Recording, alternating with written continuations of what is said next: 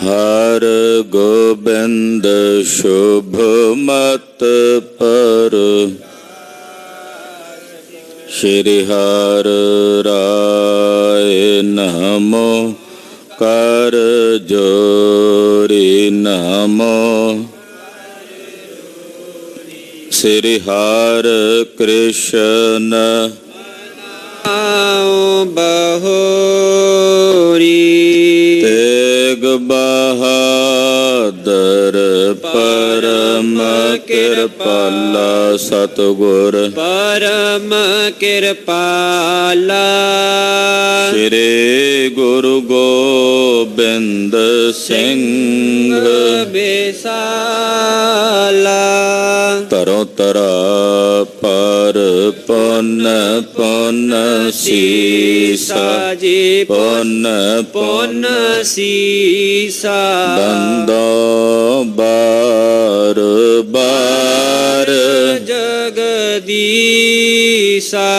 एक ओंकार सतगुरु तेह प्रसाद सच होए। वाहिगुरु जी की फतेह है विघ्न विनाशन सोए। जिसमें अमृत ज्ञान है मानक भगत वैराग। गुरु ग्रंथ साहिब उदद बंदों कर अनुराग। गुरु ग्रंथ साहिब उदद बंदों कर अनुराग। सतनाम श्री वाहिगुरु साहिब जी दोहरा। सुनो साखी और सिंगन की, जिन कीनो बिप उपकार। दिल्ली टिग जुल्मी हुती, जाए सैयद दीनो मार। वाहिगुरु जी का खालसा वाहिगुरु जी की फतेह। परम सम्मान योग सत्कार योग गुरु के साजी और नवाजी हुई गुरु का खास रूप गुरु खालसा साध संगत जीओ। पिछले पैरों दे सजे हुए दीवाना च हाजरियां भर के जगत गुरु धन धन श्री गुरु ग्रंथ साहिब जी महाराज जी दे दर्शन परस रहे हो। रबी बाणी दे शब्द कीर्तन रागी ਸਿੰਘਾਂ ਦੀ रसना तो आप जी ने सरवण कीते ਹਨ। चल रही श्री गुरु पंथ प्रकाश की लड़ीवार कथा सरवण करन लई गुरु पातशाह दे पवित्र चरनां विच तत्पर हो के सावधान हो के आप जी जुड़ बैठे हो। करोड़ियां दी मिसल दे जथेदार बघेल सिंह जी जो ਝਬਾਲ नगर के रहने वाले ने, उन्हां दे इतिहास का कुछ बचन आपां कल विचारिया। पटियाले के राजे अमर सिंह ने मनी माजरियां ते हमला करके वो इलाका अपने अधीन किया है, जिथों खिज के बघेल सिंह ने पटियाले ते हमला बोलिया। लड़ाई हुई, उपरंत राजा अमर सिंह हार के जथेदार बघेल सिंह की शरण आया और अपना पुत्र साहिब सिंह बघेल सिंह की गोद विच पाया ते आख्या ये तुहाडा पुत्र है, इसकी राखी तुसीं करनी। अमर सिंह के चलाने तो बाद जथेदार बघेल सिंह जी ने अपना वचन पुगाया। अखीरले साह तक राजे साहिब सिंह का इलाका बचाउंदे रहे। जे मरट्टे चढ़ के आए तो तां भी उन्हां नाल मुकाबला किया। ये इतिहास कल की कथा विच आप जी ने सरवण किया। आओ अगलेरी कथा मन बिरतियां एकाग्र करके सरवण करिए। गुरु पातशाह दे पवित्र चरनां च अपनियां हाजरियां लवाउंदियां रसना पवित्र करदे आखो जी सतनाम श्री वाहिगुरु साहिब जी। सतनाम वाहिगुरु साहिब दोहरा सुनो साखी और सिंगन की जिन कीनो बिपयोपकार। ਭਾਈ ਸਾਹਿਬ ਭਾਈ ਰਤਨ ਸਿੰਘ ਜੀ ਕਹਿੰਦੇ ਤੁਹਾਨੂੰ ਮੈਂ ਹੋਰ ਸਿੰਘਾਂ ਦੀ ਕਥਾ ਸਰਵਣ ਕਰਾਵਾਂ ਜਿਨ੍ਹਾਂ ਨੇ ਕਿਵੇਂ ਇੱਕ ਬ੍ਰਾਹਮਣ ਦੇ ਉੱਤੇ ਪਰਉਪਕਾਰ ਕੀਤਾ। दिल्ली टिक जुल्मी हुती जाए सैयद दीनो मार। ਦਿੱਲੀ ਦੇ ਨੇੜੇ ਕਿਵੇਂ ਇੱਕ ਜ਼ੁਲਮ ਹੋ ਰਿਹਾ ਸੀ ਤੇ ਖਾਲਸੇ ਨੇ ਜਾ ਕੇ ਉਸ ਜ਼ੁਲਮ ਦੇ ਖਿਲਾਫ ਆਵਾਜ਼ ਬੁਲੰਦ ਕਰਕੇ ਜੰਗ ਕਰਕੇ ਉਸ ਜ਼ੁਲਮ ਕਰਨ ਵਾਲੇ ਸੈਯਦ ਨੂੰ ਸੋਧਾ ਲਾਇਆ। ਕਹਿੰਦੇ ਹੁਣ ਉਹ ਪ੍ਰਸੰਗ ਮੈਂ ਤੁਹਾਨੂੰ ਸਰਵਣ ਕਰਾਉਂਦਾ ਹਾਂ। ਚੌਪਈ ਸ਼ਹਿਰ ਲੋਹਾਰੀ ਜਲਾਲਾਬਾਦ। ਕਹਿੰਦੇ ਜਲਾਲਾਬਾਦ ਲੋਹਾਰੀ ਦਿੱਲੀ ਦੇ ਨੇੜੇ ਵੱਡਾ ਸ਼ਹਿਰ ਹੈ। ਸੈਯਦ ਹੁਤੋ ਮਸਤ ਬਹੁਆਦ। ਉੱਥੇ ਇੱਕ ਸੈਯਦ ਰਹਿੰਦਾ ਸੀ ਜਿਹੜਾ ਬੜਾ ਮਸਤਿਆ ਹੋਇਆ ਤੇ ਹੰਕਾਰਿਆ ਹੋਇਆ ਸੈਯਦ ਸੀ। ਉਹਨੇ ਬਾਮਨ ਬੇਟੀ ਫੜ ਲਈ। ਉੱਥੇ ਇੱਕ ਬ੍ਰਾਹਮਣ ਸੀ। ਉਸ ਬ੍ਰਾਹਮਣ ਦੀ ਲੜਕੀ ਨੂੰ ਜ਼ਬਰਦਸਤੀ ਸੈਯਦ ਆਪਣੇ ਘਰ ਲੈ ਗਿਆ। ਉਸੈ ਅਦਾਲਤ ਨਾ ਕਿਨਹੂ ਦਈ। ਨੇੜੇ ਤੇੜੇ ਉਹਨੇ ਅਦਾਲਤਾਂ 'ਚ ਬਥੇਰੀਆਂ ਪੁਕਾਰਾਂ ਕੀਤੀਆਂ ਪਰ ਉਹ ਬ੍ਰਾਹਮਣ ਦੀ ਪੁਕਾਰ ਕਿਸੇ ਅਦਾਲਤ ਵਿੱਚ ਨਹੀਂ ਸੁਣੀ ਗਈ। ਪੂਰਬ ਦੱਖਣ ਵਹੁ ਫਿਰ ਥੱਕਾ। ਉਹ ਪੂਰਬ ਦੱਖਣ ਚਾਰੇ ਪਾਸੇ ਫਿਰ ਫਿਰ ਕੇ ਬ੍ਰਾਹਮਣ ਥੱਕ ਗਿਆ। ਉਹਨੇ ਆਏ ਫਿਰ ਗੁਰਪੰਥ ਤੱਕਾ। ਉਹਨੇ ਵੇਖਿਆ ਕਿ ਕਿਸੇ ਅਦਾਲਤ ਵਿੱਚ ਮੇਰੀ ਨਹੀਂ ਸੁਣੀ ਗਈ, ਹੁਣ ਮੈਂ ਪੰਥ ਦੀ ਅਦਾਲਤ ਵਿੱਚ ਹਾਜ਼ਰ ਹੋਵਾਂ। ਤਾਂ ਫਿਰ ਉਹ ਖਾਲਸੇ ਪੰਥ ਦੀ ਸ਼ਰਨ ਤੱਕ ਕੇ ਪੰਥ ਦੇ ਚਰਨਾਂ 'ਚ ਹਾਜ਼ਰ ਹੋਇਆ। ਹੁਤੋ ਪੰਥ ਥੋ ਮਾਝੈ ਮਾਹੇ। ਖਾਲਸਾ ਪੰਥ ਉਸ ਵੇਲੇ ਮਾਝੇ ਦੇ ਇਲਾਕੇ ਦੇ ਵਿੱਚ ਵਿਚਰ ਰਿਹਾ ਸੀ। ਉਸੈ ਫਰਿਆਦ ਕਰੀ ਆਏ ਤਾਹੇ। ਇਹ ਬ੍ਰਾਹਮਣ ਮਾਝੇ ਪਹੁੰਚਿਆ, ਪੰਥ ਦੇ ਚਰਨਾਂ ਵਿੱਚ ਆ ਕੇ ਬ੍ਰਾਹਮਣ ਨੇ ਫਰਿਆਦ ਕੀਤੀ। ਸਭੋ ਹਕੀਕਤ ਪੰਥ ਸੁਨਾਈ। ਔਰ ਆਪਣੀ ਸਾਰੀ ਹਕੀਕਤ, ਆਪਣਾ ਸਾਰਾ ਦੁੱਖ ਖਾਲਸੇ ਪੰਥ ਨੂੰ ਸਰਵਣ ਕਰਾਇਆ। ਘਰੋਂ ਉਪਰਾਲਾ ਨਹੀਂ ਮਰ ਰਹੇ ਆਹੀ। ਕਹਿਣ ਲੱਗਾ ਖਾਲਸਾ ਜੀ ਮੇਰਾ ਕੋਈ ਉਪਰਾਲਾ ਕਰੋ, ਜਬਰੀ ਸੈਯਦ ਨੇ ਮੇਰੀ ਧੀ ਜਿਹੜੀ ਆ ਉਹ ਚੁੱਕ ਕੇ ਆਪਣੇ ਘਰ ਪਾ ਲਈ ਹੈ। ਮੈਂ ਪੰਥ ਦੀ ਸ਼ਰਨ ਵਿੱਚ ਆ, ਮੇਰੇ ਤੇ ਕਿਰਪਾ ਕਰੋ, ਨਹੀਂ ਤਾਂ ਮੈਂ ਇੱਥੇ ਹੀ ਮਰ ਜਾਵਾਂਗਾ। ਤੁਮ ਪਰ ਸਵਾਰਥੀ ਹੋ ਜਗ ਮਾਹੀ। ਤੁਸੀਂ ਖਾਲਸਾ ਪੰਥ ਹੋ ਤੇ ਪੰਥ ਹਮੇਸ਼ਾ ਪਰਉਪਕਾਰ ਕਰਦਾ ਹੈ, ਇਹ ਪਰਉਪਕਾਰ ਮੇਰੇ ਤੇ ਵੀ ਕਰੋ। ਤੁਮ ਬਿਨ ਕੋ ਛਤਰੀ ਜਗ ਨਾਹੀ। ਤੁਹਾਡੇ ਬਿਨਾ ਕਿਹੜਾ ਕੋਈ ਛਤਰੀ ਐ ਇਸ ਜਗਤ ਵਿੱਚ, ਹੁਣ ਕੋਈ ਦੂਜਾ ਛਤਰੀ ਨਜ਼ਰ ਨਹੀਂ ਆਉਂਦਾ। ਹੁਤੀ ਪੱਗ ਥੀ ਉਸ ਸਿਰ ਨਾਹੇ। ਇਹਨੇ ਆਪਣੇ ਸਿਰੋਂ ਪੱਗ ਲਾ ਕੇ ਪੰਥ ਦੇ ਚਰਨਾਂ 'ਚ ਰੱਖ ਦਿੱਤੀ ਬ੍ਰਾਹਮਣ ਨੇ। ਸਿਰ ਫੂਲਿਓ ਫਿਰੈ ਸੋ ਪੰਥੈ ਪਾਹੇ। ਇਹਦੇ ਸਿਰ ਦੇ ਜਿਹੜੇ ਕੇਸ ਸੀ ਉਹ ਫੁੱਲੇ ਹੋਏ ਨੇ ਤੇ ਬਹੁਤ ਸਾਰੇ ਸਿੰਘਾਂ ਦੇ ਕੋਲ ਕਦੇ ਕਿਸੇ ਕੋਲ ਕਦੇ ਕਿਸੇ ਕੋਲ ਜਾ ਕੇ ਆਪਣਾ ਦੁੱਖ ਰੋਂਦਾ ਹੈ। ਕੋ ਕਹੈ ਵਹਿ ਜਾਗਾ ਦੂਰ। ਕਈ ਸਿੰਘ ਜਿਹੜੇ ਕਹਿੰਦੇ ਪੰਡਤ ਜੀ ਬੜੀ ਦੂਰ ਹੈ ਜਲਾਲਾਬਾਦ, ਉੱਥੇ ਅਸੀਂ ਕਿੱਥੇ ਆਵਾਂਗੇ। ਕਈਆਂ ਨੇ ਜਵਾਬ ਦੇ ਦਿੱਤਾ ਕੋਈ ਕਹੈ ਵਹਿ ਦਿੱਲੀ ਹਜ਼ੂਰ। ਕਹਿੰਦੇ ਉਹ ਦਿੱਲੀ ਦੀ ਜੜ ਦੇ ਵਿੱਚ ਨਗਰ ਹੈ, ਅਸੀਂ ਜਾ ਕੇ ਉੱਥੇ ਕਿਵੇਂ ਹਮਲਾ ਕਰੀਏ। ਦੋਹਰਾ ਉਹਾਂ ਲੜਾਈ ਬਹੁਤ ਹੈ ਉਤ ਵੱਡੀ ਸਿਪਾਹ। ਉੱਥੇ ਤਾਂ ਬੜੀ ਵੱਡੀ ਲੜਾਈ ਹੋ ਜਾਏਗੀ ਕਿਉਂਕਿ ਦਿੱਲੀ ਵਿੱਚ ਬਹੁਤ ਸਾਰੀਆਂ ਫੌਜਾਂ ਹਨ। ਉਹਾਂ ਜਾਵੇ ਪੁਰਸ਼ ਸੋ ਜਿਨ ਮਿਲਨ ਨਾ ਹੋਵੇ ਮਾਏ। ਕਹਿੰਦੇ ਉੱਥੇ ਤਾਂ ਹੁਣ ਉਹੀ ਜਾਵੇ ਪੰਡਤ ਜੀ ਤੁਹਾਡੀ ਮਦਦ ਕਰਨ ਵਾਸਤੇ ਜਿਹਨੂੰ ਆਪਣੀ ਮਾਂ ਨੂੰ ਮੁੜ ਕੇ ਮਿਲਣ ਦੀ ਇੱਛਾ ਨਾ ਹੋਵੇ। ਯਾਨੀ ਕਿ ਉੱਥੇ ਜੰਗ ਹੋਣਾ ਤੇ ਜੰਗ ਦੇ ਵਿੱਚ ਘਾਣ ਹੀ ਹੋਵੇਗਾ। ਬ੍ਰਾਹਮਣ ਜੀ ਹੁਣ ਅਸੀਂ ਕਿਵੇਂ ਜਾਈਏ ਤੁਹਾਡੀ ਮਦਦ ਵਾਸਤੇ ਉੱਥੇ। ਸ਼ਹੀਦ ਨਿਹੰਗ ਭੁਜੰਗੀਆਂ ਕਹਿ ਨਗਾਰੇ ਦੇ ਬਜਾਏ। ਕੁਝ ਕੁ ਸਿੰਘਾਂ ਨੇ ਤਾਂ ਟਾਲਾ ਕੀਤਾ ਪਰ ਜਿਹੜੀਆਂ ਸ਼ਹੀਦੀ ਫੌਜਾਂ ਹੁੰਦੀਆਂ ਬਿਹੰਗਮ ਫੌਜਾਂ ਨਿਹੰਗ ਸਿੰਘ ਉਹਨਾਂ ਨੇ ਕਿਹਾ ਨਗਾਰੇ ਤੇ ਚੋਬਾ ਲਾਓ, ਖਾਲਸਾ ਹੁਣੇ ਹੀ ਹੱਲਾ ਬੋਲੇਗਾ। ਬ੍ਰਾਹਮਣ ਆਇਆ ਆਪਣੇ ਚਰਨਾਂ 'ਚ ਪੁਕਾਰ ਕਰਨ ਵਾਸਤੇ, ਪੰਥ ਦੀ ਸ਼ਰਨ ਆਇਆ, ਇਹਦੀ ਪੁਕਾਰ ਪੰਥ ਦੇ ਚਰਨਾਂ 'ਚ ਪ੍ਰਵਾਨ ਹੋਵੇਗੀ।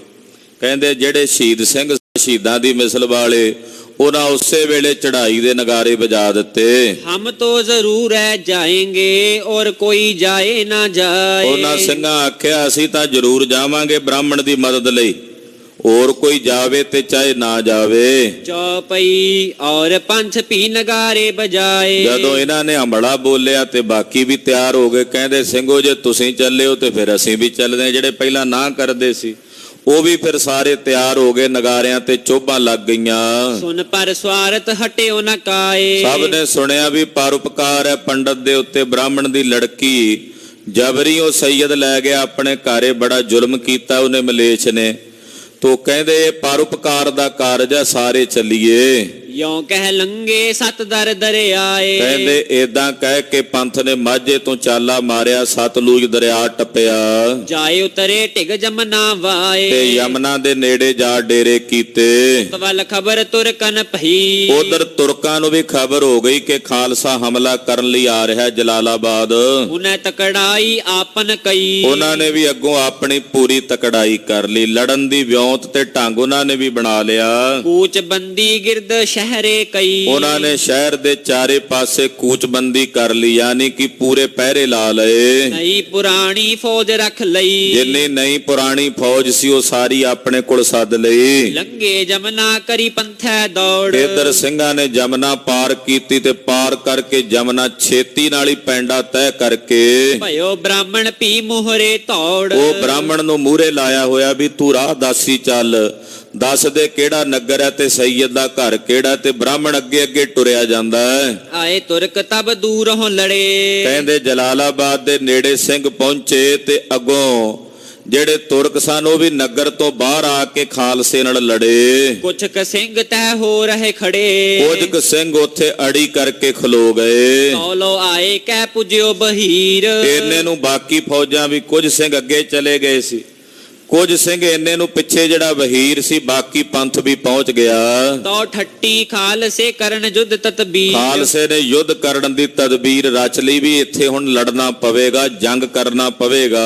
ਝੰਡੇ ਬੈਰਕ ਦਈ ਖੁਲਾਏ। ਜਿਹੜੇ ਬੈਰਕੀ ਝੰਡੇ ਹੁੰਦੇ ਉਦੋਂ ਖੋਲਦੇ ਨੇ ਜਦੋਂ ਜੰਗ ਲੜਨਾ ਹੋਵੇ। ਇੱਕ ਨਿਸ਼ਾਨ ਉਦਾਂ ਲੈ ਕੇ ਜਾਂਦੇ ਅੱਗੇ ਮੂਹਰੇ, ਇੱਕ ਬੈਰਕੀ ਨਿਸ਼ਾਨ ਹੁੰਦੇ ਉਦੋਂ ਖੋਲਦੇ ਜਦੋਂ ਜੰਗ ਲੜਨਾ ਹੋਵੇ। ਉਹ ਖੋਲ ਦਿੱਤੇ ਖਾਲਸੇ ਨੇ। ਦਏ ਨਗਾਰਨ ਡੰਕੇ ਲਾਏ। ਨਗਾਰਿਆਂ ਤੇ ਦੋਹਰੀਆਂ ਚੋਭਾਂ ਲੱਗ ਗਈਆਂ, ਸੂਰਮਿਆਂ ਦੇ ਡੌਲੇ ਫਰਕਣ ਲੱਗੇ। ਦੋਹਰਾ ਕਰ ਹੱਲਾ ਫਿਰ ਸਿੰਘੋ ਨੇ ਦਿਓ ਐਸੇ ਕਰ ਅਰਦਾਸ। ਅਰਦਾਸ ਕਰਕੇ ਖਾਲਸੇ ਨੇ ਇਹੋ ਜਿਹਾ ਹੱਲਾ ਬੋਲਿਆ।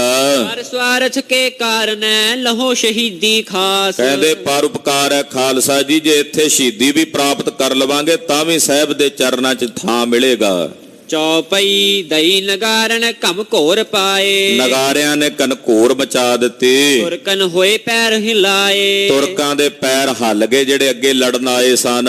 ਅੱਗੇ ਤੁਰਕ ਤੇ ਪਿੱਛੇ ਸਿੰਘੋੜ। ਤੁਰਕ ਅੱਗੇ ਲੱਗ ਕੇ ਦੌੜ ਪਏ, ਸਿੰਘ ਪਿੱਛੇ ਪਿੱਛੇ ਉਹਨਾਂ ਦੀ ਪੈੜ ਦੱਬਦੇ ਚੱਲ ਪਏ। ਜਿਵੇਂ ਮਿਰਗਲ ਮੈਂ ਸਿੰਘ ਪਰੇ ਦੌੜ। ਜਿਵੇਂ ਹਿਰਨਾਂ ਦੀ ਡਾਰ ਦੇ ਉੱਤੇ ਸ਼ੇਰ ਨਹੀਂ ਟੁੱਟ ਕੇ ਪੈਂਦੇ, ਏਦਾਂ ਸਿੰਘ ਇਹਨਾਂ ਤੁਰਕਾਂ ਦੇ ਉੱਤੇ ਪੈ ਗਏ ਟੁੱਟ ਕੇ। ਜਿਉਂ ਜਿਉਂ ਤੁਰਕ ਸ਼ਸਤਰ ਅੱਗਿਓਂ ਚਲਾਏ। ਜਿਵੇਂ ਜਿਵੇਂ ਤੁਰਕ ਅੱਗੋਂ ਹਥਿਆਰ ਚਲਾਉਂਦੇ, ਸ਼ਸਤਰ ਚਲਾਉਂਦੇ, ਤਿਉਂ ਤਿਉਂ ਸਿੰਘ ਕਛੂ ਨਾ ਸੰਕਾਏ। ਸਿੰਘ ਸ਼ੰਕਾ ਹੀ ਨਹੀਂ ਕਰਦੇ, ਇਹਨਾਂ ਦੇ ਚਲਾਏ ਸ਼ਸਤਰਾਂ ਦਾ ਕੋਈ ਡਰ ਨਹੀਂ ਮੰਨਦੇ। ਖੋਲ ਦਰਵਾਜੇ ਤੁਰਕ ਅੰਦਰ ਵੜ ਗਏ। ਜਲਾਲਾਬਾਦ ਨਗਰ ਦੇ ਵਿੱਚ ਜਾ ਵੜੇ ਤੇ ਤੁਰਕਾਂ ਨੇ ਦਰਵਾਜ਼ੇ ਖੋਲੇ ਤੇ ਅੰਦਰੋਂ ਦਰਵਾਜ਼ੇ ਬੰਦ ਕਰ ਲਏ। ਐ ਸਿੰਘਨ ਫਿਰ ਭੇੜਨ ਦਏ। ਸਿੰਘਾਂ ਨੇ ਦਰਵਾਜ਼ੇ ਭੇੜਨ ਨਹੀਂ ਦਿੱਤੇ, ਪਹਿਲਾਂ ਹੀ ਜਾ ਪਹੁੰਚੇ ਹੱਲਾ ਕਰਕੇ। ਸਾਥ ਲੋਥਨ ਦਰਵਾਜੇ ਭਰ ਗਏ। ਕਹਿੰਦੇ ਦਰਵਾਜ਼ੇ ਲਾਸ਼ਾਂ ਦੇ ਨਾਲ ਭਰ ਕੇ ਰੱਖ ਦਿੱਤੇ, ਦੂਜੇ ਤਖਤੇ ਰਚ ਗਏ।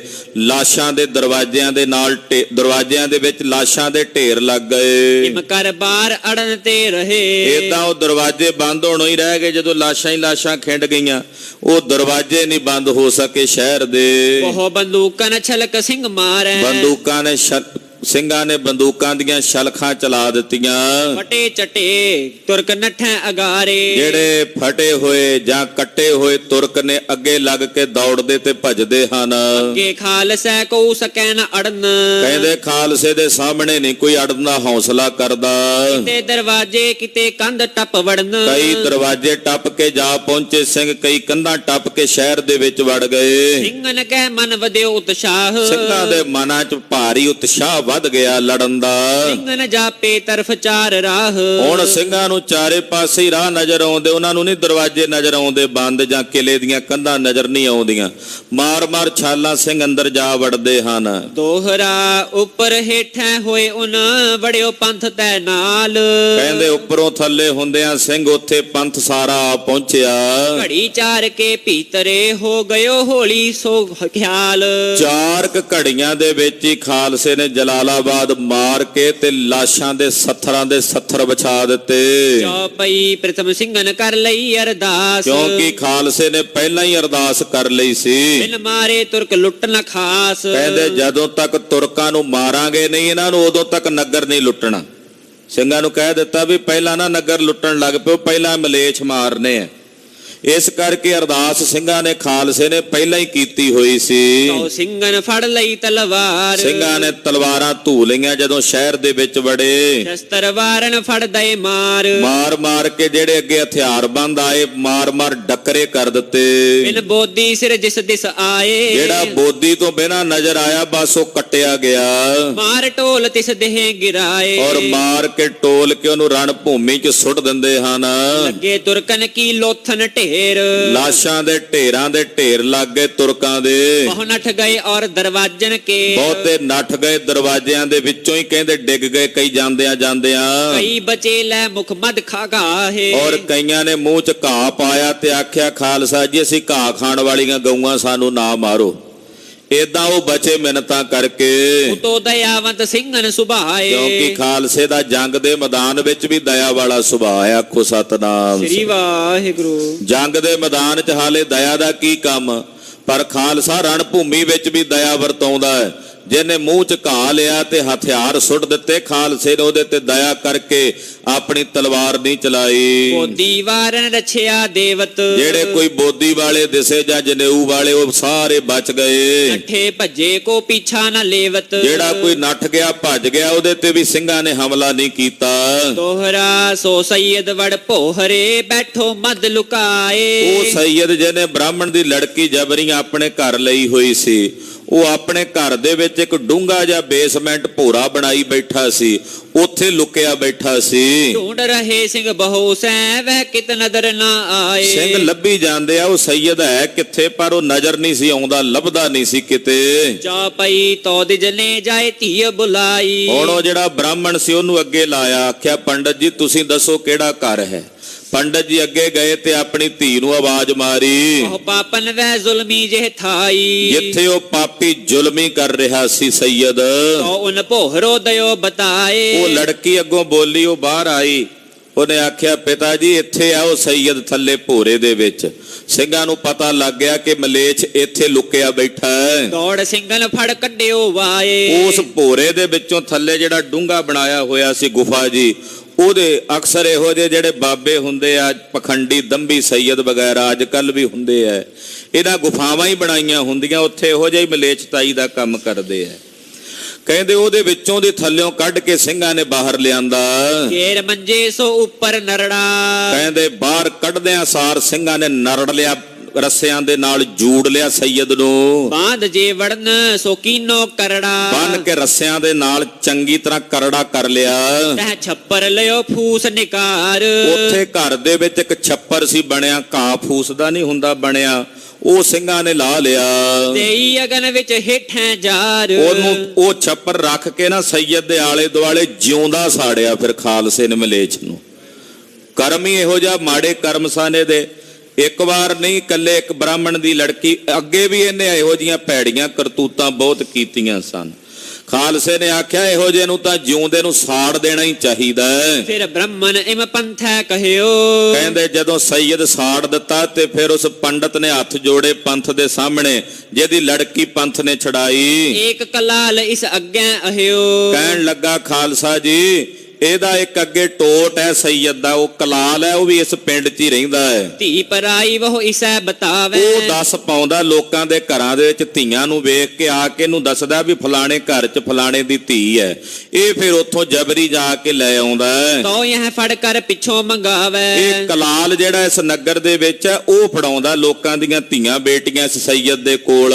ਸੋਪੀ ਸਿੰਘਨ ਫੜ ਤੁਰਤ ਮੰਗਾਇਆ, ਸਿੰਘਾਂ ਨੇ ਕਲਾਲ ਵੀ ਸੱਦ ਲਿਆ ਤੁਰਤ ਫੁਰਤ ਉਸੇ ਵੇਲੇ। ਪਾਏ ਰਸਾ ਉਸ ਫਾਹੇ ਟੰਗਾਇਆ, ਉਹ ਜਿਹੜਾ ਕਲਾਲ ਦਲਾਲ ਬਣਿਆ ਹੋਇਆ ਸੀ ਸੈਦ ਦਾ, ਉਹਨੂੰ ਪਾ ਕੇ ਗਲ 'ਚ ਰੱਸਾ ਫਾਹੇ ਟੰਗ ਕੇ ਖਾਲਸੇ ਨੇ ਉਹਨੂੰ ਵੀ ਮਾਰਿਆ। ਜੈ ਜੈਕਾਰ ਤੈ ਪੰਥੇ ਭਏ, ਤੇ ਪੰਥ ਦੀ ਜੈ ਜੈਕਾਰ ਹੋਈ, ਖਾਲਸੇ ਦੀ ਜੈ ਜੈਕਾਰ ਦਾ ਨਾਦ ਗੂੰਜਿਆ। ਬਹੁ ਤੁਰਕਨ ਘਰ ਸਿਆਪੇ ਤੇ ਪਏ, ਮਲੇਛਾਂ ਤੇ ਤੁਰਕਾਂ ਦੇ ਘਰ 'ਚ ਸਿਆਪੇ ਪਏ ਨੇ, ਫੂੜੀਆਂ ਡਹਿ ਗਈਆਂ। ਦੋਹਰਾ ਸੁਨੋ ਕਹਾਣੀ ਬਾਮਨੀ ਬੇਈ ਬ੍ਰਾਹਮਣ ਜੋਏ। ਹੁਣ ਉਹ ਪੰਡਤ ਦੀ ਜਿਹੜੀ ਲੜਕੀ ਸੀ ਪੰਥ ਨੇ ਛੁਡਾਈ, ਹੁਣ ਉਹਦੇ ਬਾਰੇ ਵੀ ਸੁਣੋ। ਪੰਥ ਸਦ ਪੁਜ ਉਸ ਕਰੀ ਕਹੋ ਹਕੀਕਤ ਸੋਏ। ਉਸ ਲੜਕੀ ਨੂੰ ਸੱਦ ਕੇ ਪੰਥ ਨੇ ਪੁੱਛਿਆ, ਆਖਿਆ ਤੂੰ ਹੁਣ ਪੰਥ ਦੀ ਧੀ ਹੈ, ਦੱਸ ਤੇਰੇ ਮਨ ਦੀ ਕੀ ਤਕਲੀਫ ਤੇ ਦੁੱਖ ਹੈ। ਜੋ ਪਈ ਪੁੱਛੀ ਪੰਥ ਸਦ ਬ੍ਰਾਹਮਣ ਧੀ, ਉਸ ਬ੍ਰਾਹਮਣ ਦੀ ਲੜਕੀ ਨੂੰ ਪੰਥ ਨੇ ਪੁੱਛਿਆ, ਸਿੰਘਾਂ ਨੇ ਪੁੱਛਿਆ, ਕਹੋ ਅਬ ਤੇਰੇ ਕਿਆ ਮਦ ਜੀ। ਕਹਿਣ ਲੱਗੇ ਬੇਟਾ ਹੁਣ ਤੂੰ ਦੱਸ ਤੇਰੇ ਮਨ 'ਚ ਕੀ ਹੈ, ਤੇਰੇ ਨਾਲ ਧੱਕਾ ਹੋਇਆ, ਸੈਯਦ ਨੂੰ ਸੋਧ ਦਿੱਤਾ ਹੈ, ਮਲੇਛ ਨੂੰ ਸਾੜ ਦਿੱਤਾ, ਹੁਣ ਤੇਰੇ ਮਨ 'ਚ ਕੀ ਆ ਉਹ ਵੀ ਦੱਸ। ਉਹਨੇ ਕਹਿਓ ਮੈਂ ਵਸ ਪਰਾਏ, ਉਹ ਅੱਗੋਂ ਬੋਲੀ, ਕਹਿਣ ਲੱਗੀ ਖਾਲਸਾ ਜੀ ਮੈਂ ਪਰਾਏ ਵਸ ਹਾਂ, ਮੈਂ ਕਰ ਸਕੀ ਨਾ ਪ੍ਰਾਣ ਉਡਾਏ। ਮੈਂ ਆਪਣੇ ਪ੍ਰਾਣ ਉਡਾ ਨਹੀਂ ਸੀ ਸਕੀ, ਮੇਰਾ ਤਾਂ ਮਨ ਕਰਦਾ ਸੀ ਮੈਂ ਆਤਮ ਹੱਤਿਆ ਕਰ ਲੈਂਦੀ, ਪਰ ਮੇਰਾ ਵਸ ਨਹੀਂ ਚੱਲਿਆ। ਬਦੋ ਬਦੀ ਉਨ ਮੈਂ ਸੰਗ ਕਹਿਓ, ਬਦੋ ਬਦੀ ਉਸ ਮਲੇਛ ਨੇ ਮੇਰੇ ਨਾਲ ਧੱਕਾ ਕੀਤਾ ਹੈ, ਸੋ ਨਤੀਜਾ ਪੰਥ ਉਸ ਤੇ ਦਇਓ। ਪੰਥ ਨੇ ਉਹਨੂੰ ਦੰਡ ਦੇ ਦਿੱਤਾ।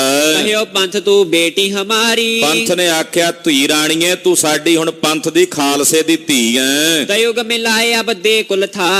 ਅਸੀਂ ਤੇਰੀ ਕੁਲ ਦੇ ਨਾਲ ਤੇਰੀ ਮੇਲ ਮਿਲਾਪ ਕਰਾਵਾਂਗੇ, ਅਸੀਂ ਖੁਦ ਤੇਰੀ ਜ਼ਿੰਮੇਵਾਰੀ ਲਵਾਂਗੇ। ਸਦ ਪੰਥ ਉਸ ਪਿਤਾ ਪੁਛਾਇਆ, ਪੰਥ ਨੇ ਉਸ ਪੰਡਤ ਨੂੰ ਸੱਦਿਆ ਜਿਹਦੀ ਇਹ ਲੜਕੀ ਸੀ, ਉਹਨੇ ਉਸ ਪਿੰਡ ਸੁਰਰਾਰ ਬਤਾਇਆ। ਕਿਉਂਕਿ ਹੁਣ ਸਹੁਰੇ ਘਰ ਕਿਵੇਂ ਜਾਂਦੀ, ਵਿਆਹੀ ਹੋਈ ਸੀ ਲੜਕੀ, ਉਹਨੂੰ ਇਹ ਸੀ ਵੀ ਹੁਣ ਸਹੁਰੇ ਘਰ ਮਿਲ, ਸਹੁਰਿਆਂ ਨੇ ਰੱਖਣਾ ਨਹੀਂ ਹੈ ਘਰੇ।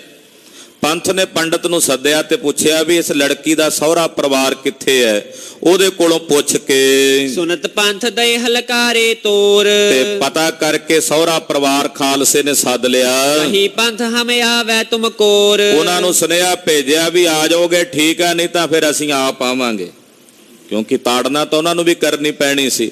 ਕਹਿੰਦੇ ਆ ਜਾਓਗੇ ਤਾਂ ਠੀਕ ਆ, ਨਹੀਂ ਤਾਂ ਪੰਥ ਆਪ ਆਵੇਗਾ। ਇਕੈ ਤੂੰ ਹਮ ਸੰਗ ਕਰੋ ਲੜਾਈ, ਜਾਂ ਤਾਂ ਫਿਰ ਲੜਨ ਨੂੰ ਤਿਆਰ ਹੋ ਜਾਓ, ਇਕੈ ਤੂੰ ਬੇਟੀ ਲਿਓ ਪੰਥ ਰਲਾਈ। ਨਹੀਂ ਤਾਂ ਇਹ ਪੰਥ ਦੀ ਧੀ ਆ, ਹੁਣ ਇਹਨਾਂ ਨੂੰ ਆਪਣੇ ਘਰ 'ਚ ਰੱਖੋ, ਪਰਿਵਾਰ ਨਾਲ ਮਿਲਾਓ, ਬੇਟੀ ਅਬ ਪੰਥ ਹੈ ਭਈ। ਕਿਉਂਕਿ ਹੁਣ ਇਹ ਪੰਡਤ ਦੀ ਧੀ ਨਹੀਂ ਰਹੀ, ਪੰਥ ਨੇ ਛੁਡਾਈ ਆ ਸੈਯਦ ਕੋਲੋਂ, ਇਹ ਹੁਣ ਪੰਥ ਦੀ ਧੀ ਹੈ। ਅਬ ਤੁਮ ਲਿਓ ਇਸੈਰ ਲਈ, ਹੁਣ ਇਹਨੂੰ ਤੁਸੀਂ ਆਪਣੇ ਪਰਿਵਾਰ 'ਚ ਆਪਣੇ ਟੱਬਰ ਦੇ ਵਿੱਚ ਰਲਾਓ। ਦੋਹਰਾ ਯੋ ਕਹਿ ਕਹਤੇ ਪੰਥ ਭੀ ਡੰਕੇ ਦਿਏ ਲਗਾਏ। ਇਹ ਕਹਿ ਕੇ ਪੰਥ ਨੇ ਵੀ ਨਗਾਰਿਆਂ ਤੇ ਚੋਭਾਂ ਮਾਰੀਆਂ, ਤੇ ਲੜਕੀ ਦਾ ਜਿੱਥੇ ਸਹੁਰਾ ਪਿੰਡ ਸੀ ਉਸੇ ਪਾਸੇ ਪੰਥ ਨੇ ਚਾਲਾ ਮਾਰਿਆ। ਦੌੜ ਦੌੜ ਕਰ ਤਬੀ ਪਹੁੰਚਿਓ ਤਿਸ ਪਿੰਡ ਜਾਏ, ਉਸੇ ਪਿੰਡ ਖਾਲਸਾ ਜਾ ਪਹੁੰਚਿਆ, ਝੰਡੇ ਗੱਡ ਲਏ। ਜਾ ਪਈ ਉਸੀ ਪਿੰਡ ਕੇ ਪੈਂਚ ਬੁਲਾਏ। ਪਹਿਲਾਂ ਖਾਲਸੇ ਨੇ ਸਿੱਧਾ ਹੱਲਾ ਨਹੀਂ ਬੋਲਿਆ, ਪਹਿਲਾਂ ਪਿੰਡ ਦੇ ਜਿਹੜੇ ਪੰਚ ਸੀ ਮੁਖੀ ਉਹ ਬੁਲਾਏ, ਪੀਨੀ ਉਹਨੇ ਸਭ ਗੱਲ ਸਮਝਾਏ। ਉਹਨਾਂ ਨੂੰ ਸਾਰੀ ਗੱਲ ਸਮਝਾਈ ਵੀ ਆ ਲੜਕੀ ਦਾ ਕੋਈ ਕਸੂਰ ਨਹੀਂ,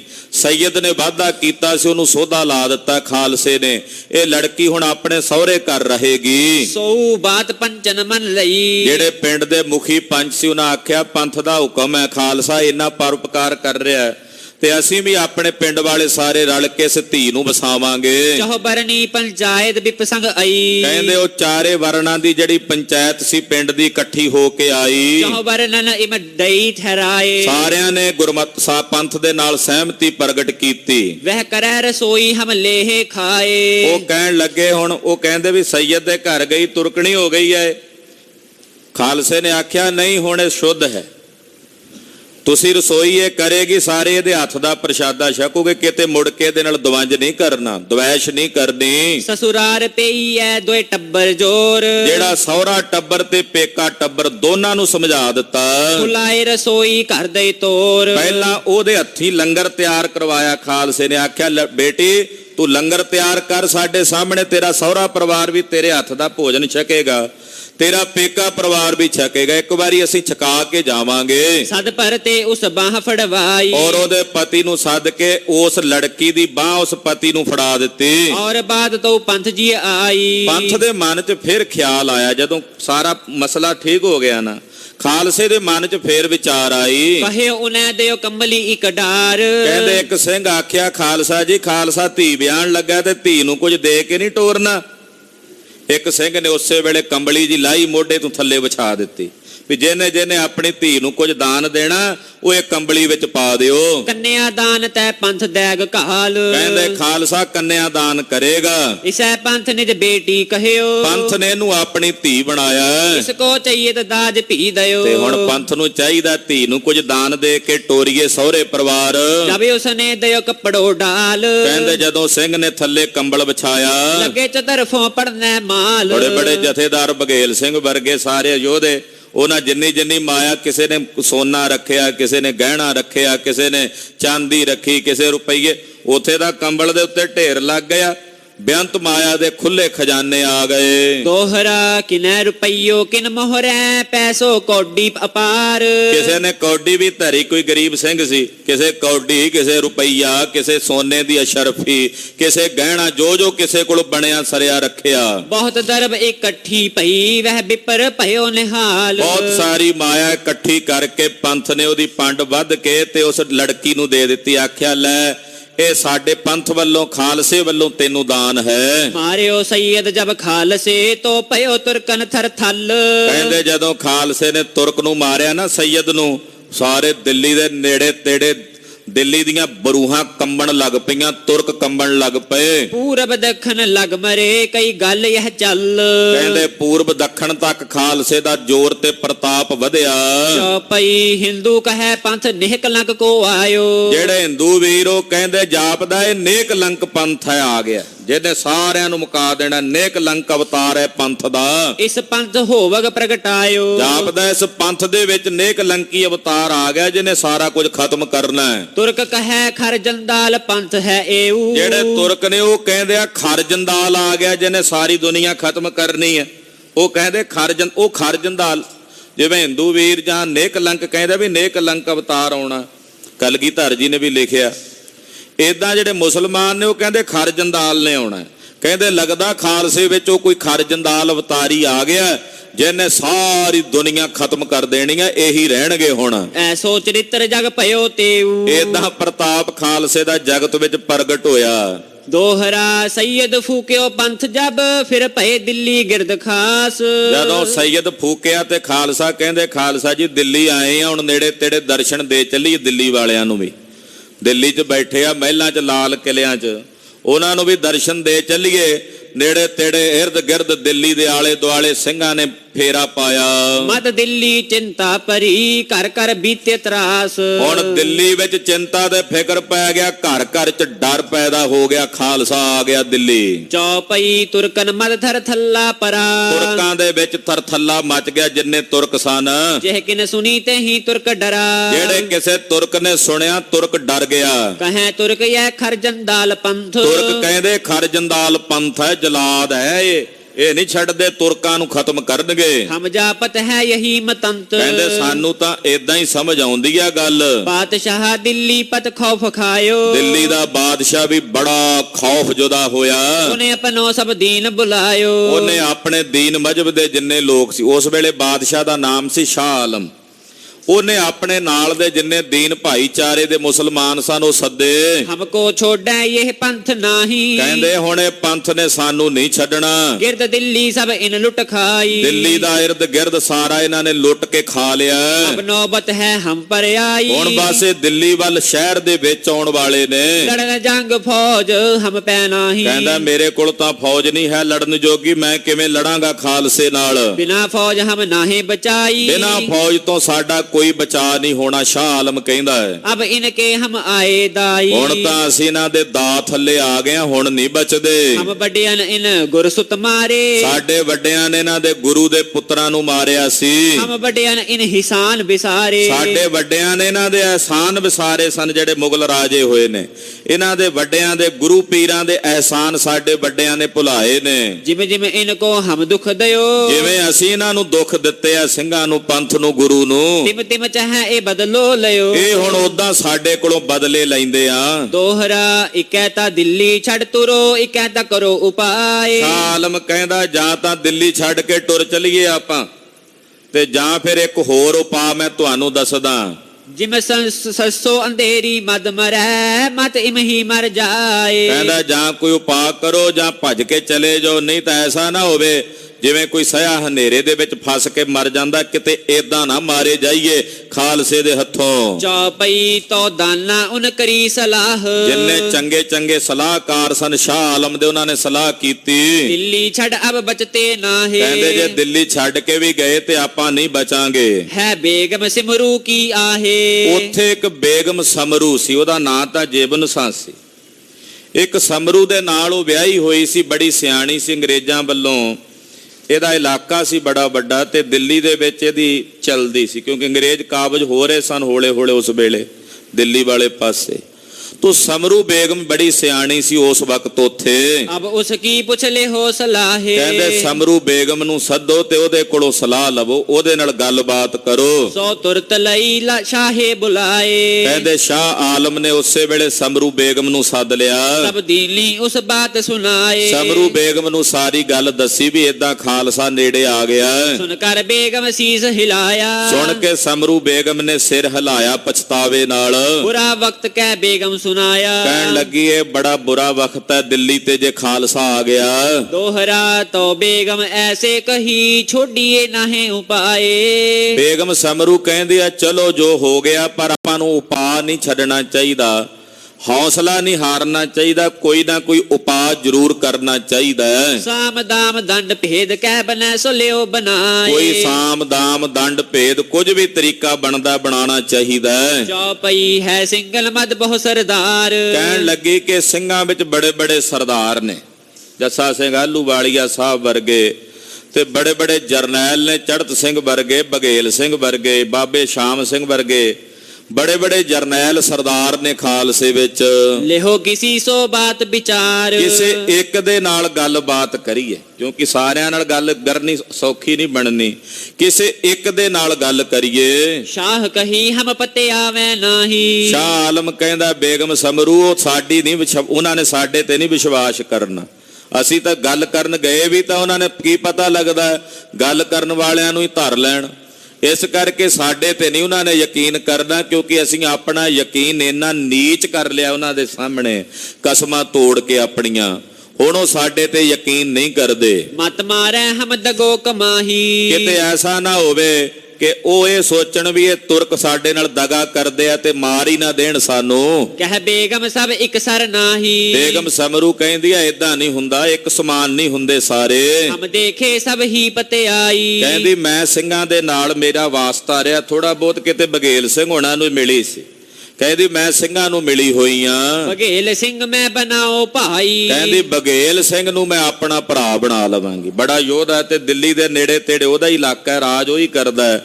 ਬਘੇਲ ਸਿੰਘ ਨੂੰ ਮੈਂ ਆਪਣਾ ਭਰਾ ਬਣਾ ਲਵਾਂਗੀ। ਤੁਮਰੀ ਬਾਹ ਦਿਓ ਤਿਸੈ ਫੜਾਈ, ਔਰ ਤੇਰੀ ਬਾਹ ਮੈਂ ਬਘੇਲ ਸਿੰਘ ਨੂੰ ਫੜਾ ਦੇਵਾਂਗੀ। ਸ਼ਾਹ ਕਈ ਅਬ ਦੇਰ ਮਤ ਕਰੋ, ਸ਼ਾਹ ਆਲਮ ਕਹਿੰਦਾ ਬੇਗਮ ਫਿਰ ਦੇਰੀ ਨਾ ਕਰ, ਤੁਮਰੀ ਬਾਹੇ ਅਬ ਉਸ ਹੱਥ ਧਰੋ। ਹੁਣੇ ਲੈ ਚੱਲ, ਭਾਵੇਂ ਵੱਢ ਕੇ ਲੈ ਜਾ ਮੇਰੀ ਹੱਥ ਦੀ ਬਾਹ ਤੇ ਉਹਨੂੰ ਫੜਾ ਦੇ ਬਈ ਹੁਣ ਇੱਧਰ ਨਾ ਆਵੇ, ਛੇਤੀ ਕਰ ਹੁਣ ਦੇਰੀ ਨਾ ਲਾ। ਤੋ ਬੇਗਮ ਤੁਰਕ ਕੱਲੇ ਵਕੀਲ, ਤੋ ਬੇਗਮ ਸਮਰੂ ਨੇ ਆਪਣੇ ਵਕੀਲ ਬਘੇਲ ਸਿੰਘ ਹੋਣਾ ਕੋਲ ਭੇਜੇ। ਲੈ ਲੈ ਪਾਲਕਣ ਆਓ ਵੱਡ ਫੀਲ, ਪਾਲਕੀਆਂ ਫੀਲ ਹਾਥੀ ਨਜਰਾਨੇ ਵਜੋਂ ਖਾਲਸੇ ਕੋਲ ਭੇਜੇ। ਚਾਹੇ ਬਘੇਲ ਸਿੰਘ ਜੀ ਲਿਆਏ, ਜਥੇਦਾਰ ਬਘੇਲ ਸਿੰਘ ਹੋਣਾ ਨੂੰ ਬੇਗਮ ਸਮਰੂ ਨੇ ਆਪਣੇ ਕੋਲ ਬੁਲਾਇਆ। ਟਿਕ ਦਿੱਲੀ ਦੇ ਡੇਰੇ ਕਰਵਾਏ, ਦਿੱਲੀ ਦੇ ਨੇੜੇ ਆ ਕੇ ਬਘੇਲ ਸਿੰਘ ਨੇ ਫੌਜਾਂ ਲਿਆ ਕੇ ਡੇਰਾ ਕੀਤਾ ਸਬਜੀ ਮੰਡੀ ਦੇ ਕੋਲ।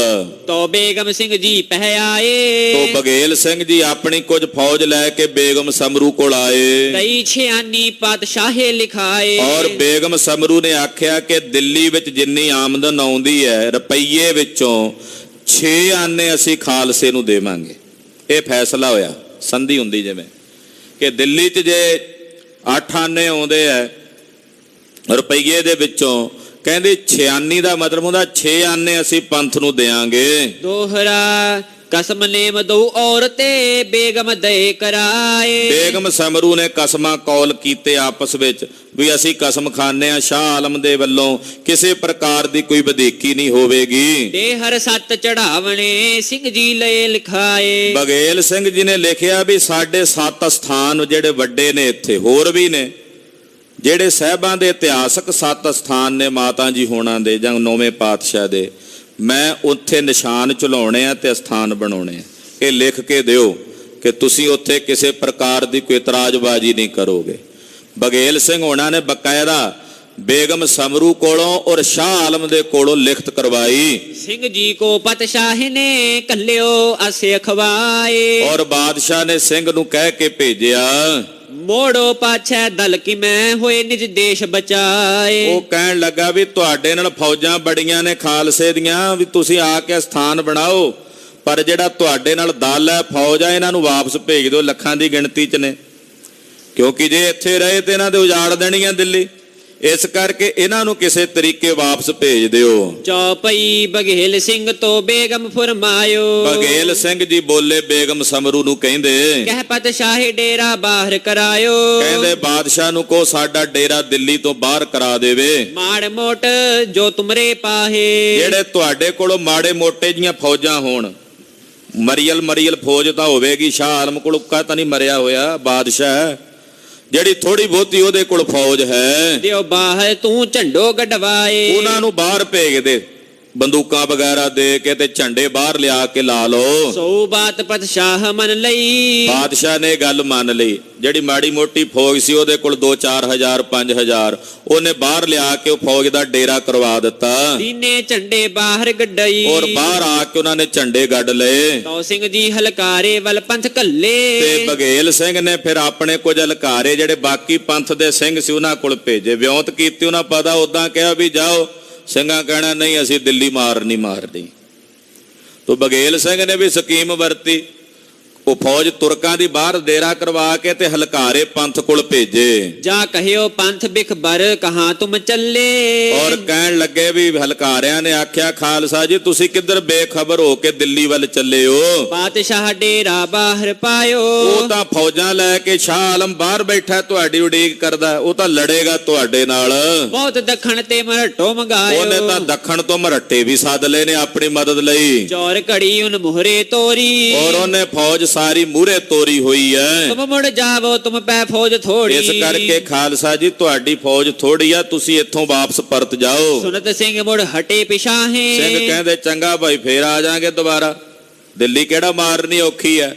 ਬਹੁਤੇ ਸਿੰਘ ਦਿੱਲੀ ਤੋਂ ਰਸਤੇ ਦੇ ਕੋਲੋਂ ਪਾਣੀਪਤ ਦੇ ਨੇੜੇ ਤੇੜੇ ਵਾਪਸ ਮੁੜ ਆਏ। ਸੁਣੀ ਖਬਰ ਤੁਰਤ ਇਹ ਪਤਸ਼ਾਹੇ। ਉਧਰ ਸ਼ਾਹ ਆਲਮ ਨੂੰ ਪਤਾ ਲੱਗਾ ਵੀ ਸਿੰਘ ਚਲੇ ਗਏ ਨੇ ਵਾਪਸ। ਕਹਿਓ ਸਿੰਘ ਇਹ ਬਡੋਦਨਾਓ। ਉਹਨੇ ਆਖਿਆ ਬੜਾ ਸਿਆਣਾ ਬਘੇਲ ਸਿੰਘ, ਇਹਨੇ ਤਾਂ ਫੌਜ ਵੀ ਤੋਰ ਦਿੱਤੀ ਵਾਪਸ, ਇਹ ਤਾਂ ਬੜਾ ਦਾਨਾ ਹੈ। ਰੱਖੀ ਦਿੱਲੀ ਉਹ ਮੁਲਕ ਬਚਾਇਓ। ਕਹਿੰਦੇ ਮੇਰਾ ਦਿੱਲੀ ਨਗਰ ਬਚਾ ਲਿਆ, ਸ਼ਹਿਰ ਬਚਾ ਲਿਆ, ਮੁਲਕ ਬਚਾ ਲਿਆ। ਬਘੇਲ ਸਿੰਘ ਦਾ ਬੜਾ ਵੱਡਾ ਅਹਿਸਾਨ ਹੈ ਮੇਰੇ ਤੇ।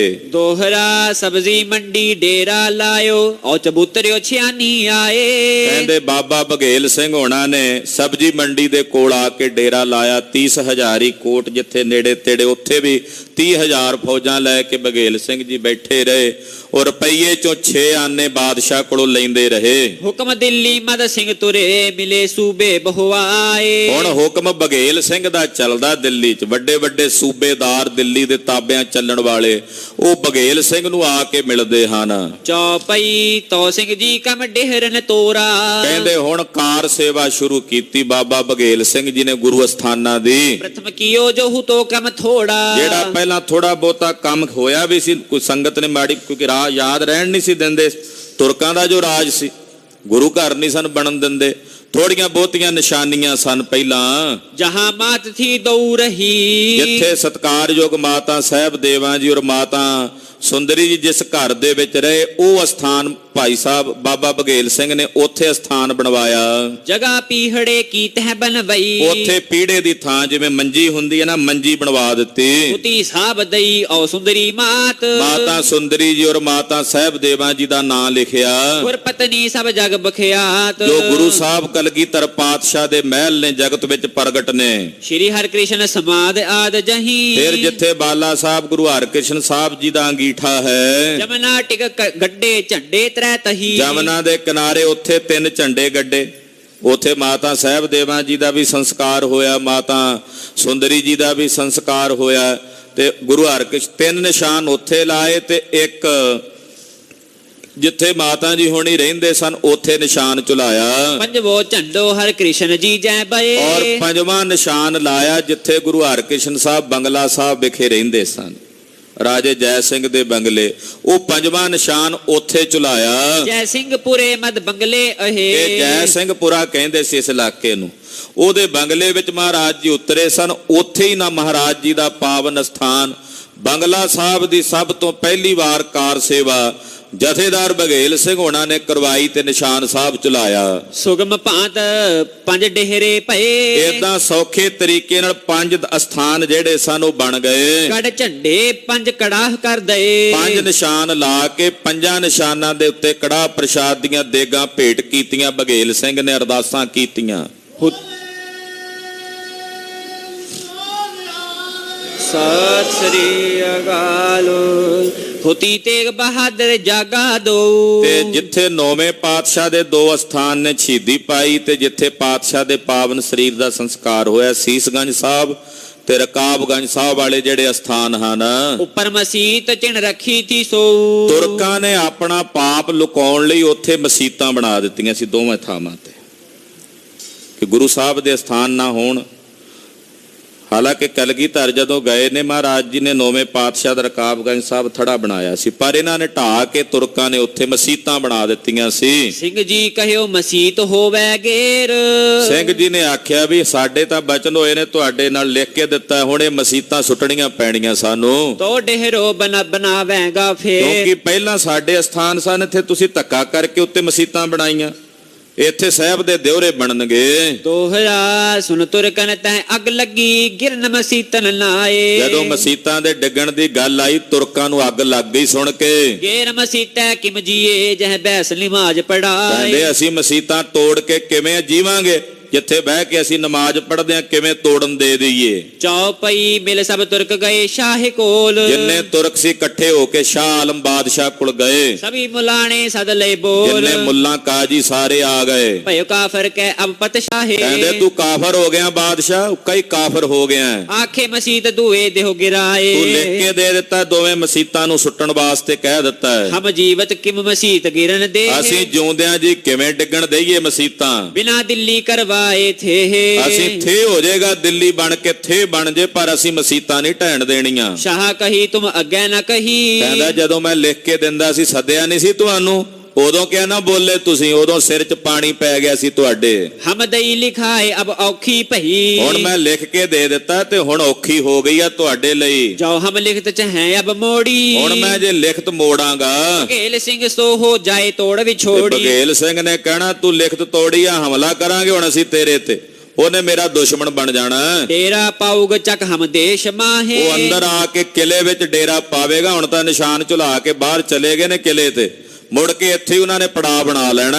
ਹਮ ਕੋਲ ਖਸਮ ਤੇ ਝੂਠੇ ਪਾਹੇ, ਸਾਨੂੰ ਕਸਮਾਂ ਤੋਂ ਝੂਠੇ ਪੈਣਾ ਪਵੇਗਾ। ਵਹਿ ਤੁਰਤ ਦੇਵੈ ਮੁਲਕ ਉਜਾੜ, ਉਹਨੇ ਤਾਂ ਤੁਰਤ ਫੁਰਤ ਮੁਲਕ ਉਜਾੜ ਕੇ ਰੱਖ ਦੇਣਾ, ਦਿੱਲੀ ਲੱਭਣਾ ਨਹੀਂ ਨਕਸ਼ੇ ਤੇ ਕਿੱਧਰ ਗਿਆ। ਕਿਆ ਜਾਣੈ ਦੇ ਦਿੱਲੀ ਹੀ ਮਾਰ, ਕਿਆ ਜਾਣੀਏ ਦਿੱਲੀ ਸਾਰੀ ਮਾਰ ਕੇ ਕਤਲ ਕਰ ਦੇਵੇ। ਹਮਕੋ ਤੁਮ ਖਰਾਬ ਕਰਵਾਵੋ, ਮੈਨੂੰ ਕਿਉਂ ਖਰਾਬ ਕਰਾਉਂਦੇ ਹੋ? ਜੇ ਲੜਨਾ ਜਾਓ ਲੜੋ ਬਘੇਲ ਸਿੰਘ ਨਾਲ, ਤੁਸੀਂ ਲੜ ਲਓ ਮੁੱਲਾ ਕਾਜੀ ਇਕੱਠੇ ਹੋ ਕੇ।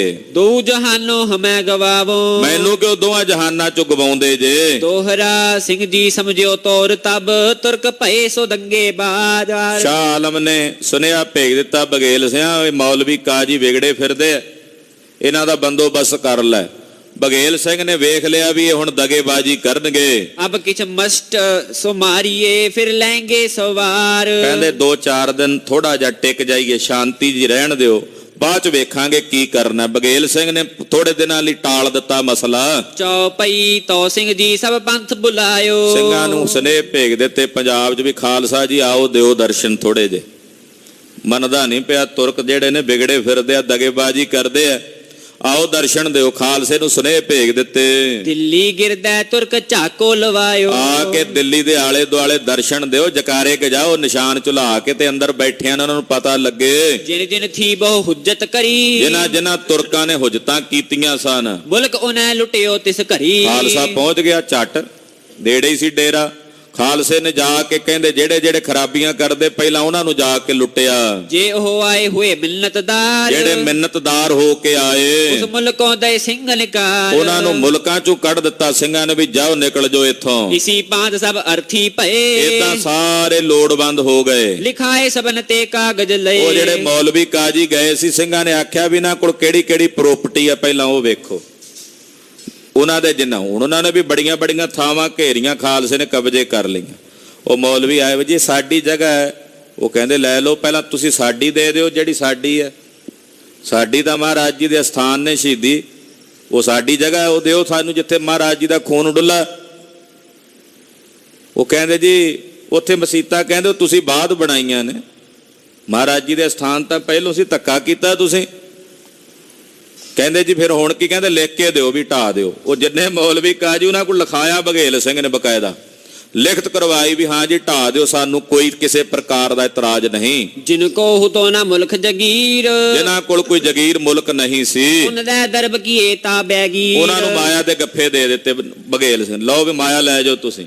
ਉਹਨਾਂ ਨੂੰ ਮਾਇਆ ਦੇ ਕੇ ਅਧੀਨ ਕਰ ਲਿਆ। ਕਿਸੇ ਲੜਾਈ ਕਿਸ ਵਿੱਚੇ ਪਿੜਾਏ, ਕਿਸੇ ਨੂੰ ਲੜਾ ਕੇ, ਕਿਸੇ ਨੂੰ ਆਪਸ ਚ ਪੜਾ ਕੇ, ਕਿਸੇ ਬੰਦ ਕਿਸੇ ਦੇਰ ਛੁਡਾਏ, ਕਿਸੇ ਨੂੰ ਬੰਨ ਕੇ, ਕਿਸੇ ਨੂੰ ਛੁਡਾ ਕੇ, ਪਾੜ ਝੀੜ ਲੀਰਾਂ ਕਰ ਦਏ। ਏਦਾਂ ਉਹ ਜਿੰਨੇ ਇਕੱਠੇ ਹੋਏ ਸੀ ਨਾ ਪਾੜ ਝੀੜ ਕੇ ਲੀਰਾਂ ਲੀਰਾਂ ਕਰ ਦਿੱਤੇ ਉਹ ਮੌਲਵੀ ਕਾਜੀ ਸਾਰੇ। ਹੱਥ ਸਬਨ ਕੇ ਲਿਖਾਏ ਕੱਟ ਲਏ, ਉਹਨਾਂ ਕੋਲ ਲਿਖਤ ਕਰਾ ਕੇ ਉਹਨਾਂ ਦੇ ਹੱਥ ਵੱਢ ਲਏ। ਯਾਨੀ ਕਿ ਲਿਖਤ, ਹੱਥ ਵੱਢਣ ਦਾ ਮਤਲਬ ਲਿਖਤ ਕਰਾ ਲਈ ਉਹਨਾਂ ਕੋਲੋਂ। ਕਿਸੇ ਖੁਆਏ ਕਿਸ ਦਿਵਾਵੇ ਜਗੀਰ, ਕਿਸੇ ਕੋਲੋਂ ਖਵਾ ਕੇ ਕਹਿੰਦੇ ਉਹਦੀ ਜਗੀਰ ਮੌਲਵੀ ਦੀ ਤੈਨੂੰ ਲੈ ਦਈਏ। ਉਹ ਕਹਿੰਦਾ ਲੈ ਦਿਓ, ਮੈਂ ਲਿਖ ਕੇ ਦੇ ਦੇਣਾ ਤੁਹਾਨੂੰ, ਤੁਸੀਂ ਜੋ ਮਰਜ਼ੀ ਲਿਖਾ ਲਓ, ਅੰਗੂਠਾ ਲਵਾ ਲਓ, ਸਾਡੇ ਕੋਲ ਸਾਫ਼ ਕਾਗਜ਼ ਤੇ ਦਵਾ ਦਿਓ ਜੀ ਉਹ ਮੌਲਵੀ ਦੀ ਫਲਾਣੇ ਦੀ ਜਗੀਰ। ਏਦਾਂ ਪੈਂਦੇ ਬਘੇਲ ਸਿੰਘ ਨੇ ਕੰਮ ਸਵਾਰ ਲਿਆ। ਲਿਖਤ ਲਿਖਾਈ ਇਸ ਤਤਵੀਰ, ਏਦਾਂ ਸਾਰੀ ਲਿਖਤ ਕਰਾ ਲਈ ਬਘੇਲ ਸਿੰਘ ਨੇ। ਦੋਹਰਾ ਜੋ ਉਨ ਲਿਖਤੈ ਥੀ ਲਿਖੀ, ਸਿੰਘ ਸਭ ਇੱਕ ਥਾਂ ਕੀਨ। ਜਿਹੜੀਆਂ ਲਿਖਤਾਂ ਹੋਈਆਂ ਸਿੰਘ ਜੀ ਨੇ ਚੰਗਾ ਪੁਲੰਦਾ ਕਾਗਜ਼ਾਂ ਦਾ ਲਿਖ ਕੇ ਇਕੱਠਾ ਕਰ ਲਿਆ। ਰਾਮ ਦਿਆਲ ਦੀਵਾਨ ਹੱਥ ਸ਼ਾਹ ਅੱਗੇ ਤਰ ਦੀਨ। ਇੱਕ ਰਾਮ ਦਿਆਲ ਨਾਮ ਦਾ ਵਜ਼ੀਰ ਸੀ ਸ਼ਾਹ ਆਲਮ ਦਾ, ਉਹਨੂੰ ਜਾ ਕੇ ਭੇਜਿਆ ਵੀ ਆਹ ਲੈ ਮੌਲਵੀਆਂ ਕਾਜ਼ੀਆਂ ਨੇ ਲਿਖਤਾਂ ਦੇ ਦਿੱਤੀਆਂ ਕਰਕੇ। ਚੌਪਈ ਦੇਖ ਸ਼ਾਹ ਬੋ ਖੁਸ਼ੀਆਂ ਭਇਓ, ਸ਼ਾਹ ਆਲਮ ਬੜਾ ਖੁਸ਼ ਹੋਇਆ, ਕਹਿੰਦਾ ਚਲੋ ਮੇਰੀ ਜਾਨ ਸੁਰਖਰੂ ਹੋਈ, ਹੁਣ ਮੌਲਵੀ ਆਪ ਲਿਖ ਕੇ ਦੇ ਗਏ ਨੇ। ਹਮੈ ਕਾਫਰ ਸਿੰਘ ਇਕੱਲੋ ਨਾ ਕੀਓ, ਕਹਿੰਦੇ ਮੈਨੂੰ ਹੁਣ ਕੱਲੇ ਨੂੰ ਕਾਫਰ ਕਹਿੰਦੇ ਸੀ, ਹੁਣ ਆਪੇ ਸਾਰੇ ਕਾਫਰ ਹੋਣਗੇ। ਹਮਰੇ ਸੰਗ ਤੁਮ ਬਹੁ ਮਿਲਵਾਏ, ਕਹਿੰਦਾ ਬਘੇਲ ਸਿਆ ਮੈਂ ਕਿਹੜੇ ਸ਼ਬਦਾਂ ਨਾਲ ਤੇਰਾ ਧੰਨਵਾਦ ਕਰਾਂ। ਅਬ ਤੁਰਤ ਦੇਵੋ ਜਾਏ ਗਿਰਾਏ, ਜਾਓ ਹੁਣ ਛੇਤੀ ਕਰੋ ਆਪਣਾ ਕੰਮ ਜਿਹੜਾ ਕਰਨਾ ਹੈ। ਯੋਂ ਲਿਖਵਾਏ ਦੀਵਾਨ ਲਿਆਇਓ, ਕਹਿੰਦੇ ਲਿਖਾ ਕੇ ਸ਼ਾਹ ਆਲਮ ਬਾਦਸ਼ਾਹ ਦਾ ਹੁਕਮਨਾਮਾ ਲੈ ਕੇ ਦੀਵਾਨ ਆਇਆ ਰਾਮ ਦਿਆਲ। ਸਭ ਦਲ ਕੋ ਸਿੰਘ ਹੁਕਮ ਦਿਵਾਇਓ, ਸਿੰਘਾਂ ਨੇ ਹੁਕਮ ਕੀਤਾ, ਖਾਲਸੇ ਨੇ ਹੁਕਮ ਕੀਤਾ।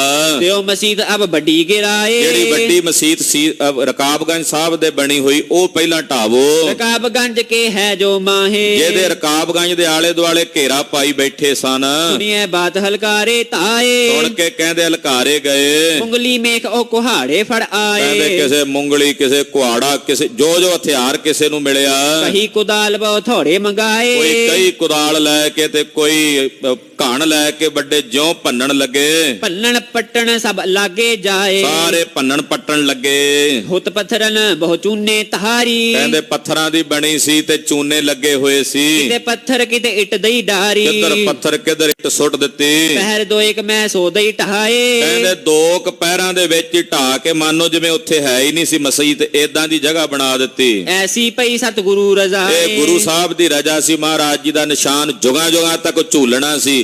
ਇਹ ਖੇਡ ਵਰਤਣੀ ਸੀ। ਦੋਹਰਾ ਸ਼੍ਰੀ ਤੇਗ ਬਹਾਦਰ ਦੇਹੇ ਜੈ ਹੁਤੀ ਦੀ ਦਾਦੀ ਠੌਰ। ਹੁਣ ਜਿਹੜੇ ਸਿੰਘ ਸੀ ਉਹਨਾਂ ਨੂੰ ਪਤਾ ਸੀ ਨੌਵੇਂ ਪਾਤਸ਼ਾਹ ਦੇ ਸਰੀਰ ਦਾ ਅੰਗੀਠਾ ਜੋ ਕਲਗੀਧਰ ਬਣਾ ਕੇ ਗਏ ਸੀ, ਮੰਜੀ ਸੀਗੀ ਉੱਥੇ ਅੰਦਰ।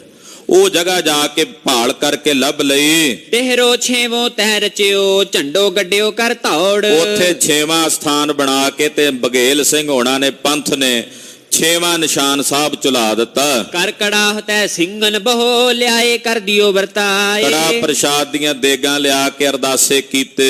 ਤੁਰਕਨ ਕਰ ਸੋਗੋ ਪਇਓ, ਓ ਸਿੰਘਨ ਮਨ ਸੁਖ ਪਾਏ। ਸਿੰਘਾਂ ਦੇ ਘਰ ਵਧਾਈ ਤੇ ਮਲੇਛਾਂ ਦੇ ਘਰ ਚ ਸ਼ੋਗ ਪਿਆ ਹੋਇਆ। ਚੌਪਈ ਰਹਿਓ ਸਤਵੋਂ ਸੀਸ ਸੋ ਗੰਜ। ਹੁਣ 7ਵਾਂ ਨਿਸ਼ਾਨ ਰਹਿ ਗਿਆ ਸੀਸਗੰਜ ਸਾਹਿਬ ਵਾਲਾ। ਹੁਤੀ ਠੌਰ ਥੀ ਤੈ ਅਤਰੰਜ। ਉਹ ਬੜੀ ਸੰਘਣੀ ਆਬਾਦੀ ਸੀ ਦਿੱਲੀ, ਕਿਉਂਕਿ ਸ਼ਹਿਰ ਬੜਾ ਸੰਘਣਾ ਸੀ। ਹੁਣ ਵੀ ਜਾਓ ਉੱਥੇ ਬੜਾ ਸੰਘਣੀ ਆਬਾਦੀ ਹੈ। ਉੱਥੇ ਉਹ ਜਗ੍ਹਾ ਲੱਭਣੀ ਔਖੀ ਹੋ ਗਈ। ਇੱਕ ਵੱਲ ਖੂਹੀ ਇੱਕ ਵੱਲ ਮਸੀਤ, ਇੰਨਾ ਸੀ, ਇੱਕ ਵੱਲ ਖੂਹੀ ਸੀ, ਹੁਣ ਵੀ ਹੈ ਉਹ, ਲਾਗੇ ਇੱਕ ਪਾਸੇ ਮਸੀਤ ਸੀ। ਮਹਿ ਜਾਪੈ ਗੁਰ ਜਗਾਥੀ ਕੀਤ। ਹੁਣ ਪਤਾ ਨਹੀਂ ਸੀ ਲੱਗ ਰਿਹਾ ਸਿੰਘਾਂ ਨੂੰ ਵੀ ਅਸਲੀ ਜਗ੍ਹਾ ਜਿੱਥੇ ਸਾਹਿਬ ਨੂੰ ਬਿਠਾ ਕੇ ਦਰਖਤ ਥੱਲੇ ਸ਼ਹੀਦ ਕੀਤਾ ਉਹ ਜਗ੍ਹਾ ਕਿਹੜੀ ਹੈ। ਤੋ ਇੱਕ ਊਹਾ ਥੀ ਮਾਸ਼ਕਨ ਪੁਰਾਨੀ। ਉੱਥੇ ਇੱਕ ਕੋਈ 100 ਸਾਲ ਤੋਂ ਉੱਪਰ ਉਮਰ ਇੱਕ ਮਾਸ਼ਕਣ ਸੀ, ਪਾਣੀ ਭਰਦੀ ਸੀ।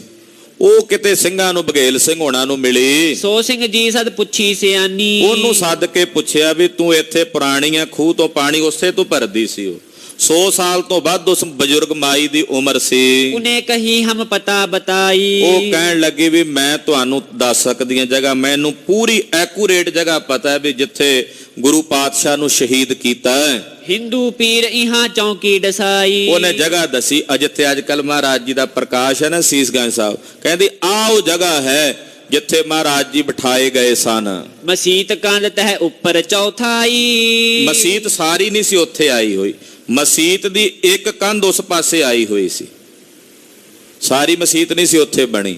ਇੱਕ ਚੌਥਾ ਹਿੱਸਾ ਜਿਹੜਾ ਮਸੀਤ ਦਾ ਸੀ ਉਹ ਇੱਧਰ ਆਇਆ ਹੋਇਆ ਸੀ। ਤੈ ਸਤਿਗੁਰ ਸਿਰ ਤੇਗ ਲਗਵਾਈ। ਕਹਿੰਦੀ ਆਹ ਉਹ ਜਗ੍ਹਾ ਜਿੱਥੇ ਮਹਾਰਾਜ ਜੀ ਦੇ ਸੀਸ ਤੇ ਤੇਗ ਚਲਾਈ ਸੈਯਦ ਜਲਾਲੂਦੀਨ ਨੇ। ਪੂਰਬ ਵੱਲ ਥੇ ਮੁਖ ਕਰ ਬਹੇ। ਮਹਾਰਾਜ ਜੀ ਚੜ੍ਹਦੇ ਵਾਲੇ ਪਾਸੇ ਮੁਖ ਕਰਕੇ ਬੈਠੇ ਸਨ। ਲੱਗੀ ਤੇਗ ਸਿਰ ਅੱਗੇ ਗਿਰ ਗਏ। ਔਰ ਕਹਿੰਦੇ ਤੇਗ ਲੱਗੀ ਤੇ ਮਹਾਰਾਜ ਜੀ ਦਾ ਸੀਸ ਡਿੱਗਾ। ਆਹ ਉਹ ਥਾਂ ਹੈ ਜਿੱਥੇ ਸੀਸ ਡਿੱਗਾ ਸੀ, ਕਿਉਂਕਿ ਮੇਰੇ ਬਾਪ ਨੇ ਮੈਨੂੰ ਦੱਸਿਆ ਉਹਦੀਆਂ ਅੱਖਾਂ ਦੇ ਸਾਹਮਣੇ 9ਵੇਂ ਪਾਤਸ਼ਾਹ ਸ਼ਹੀਦ ਹੋਏ ਨੇ।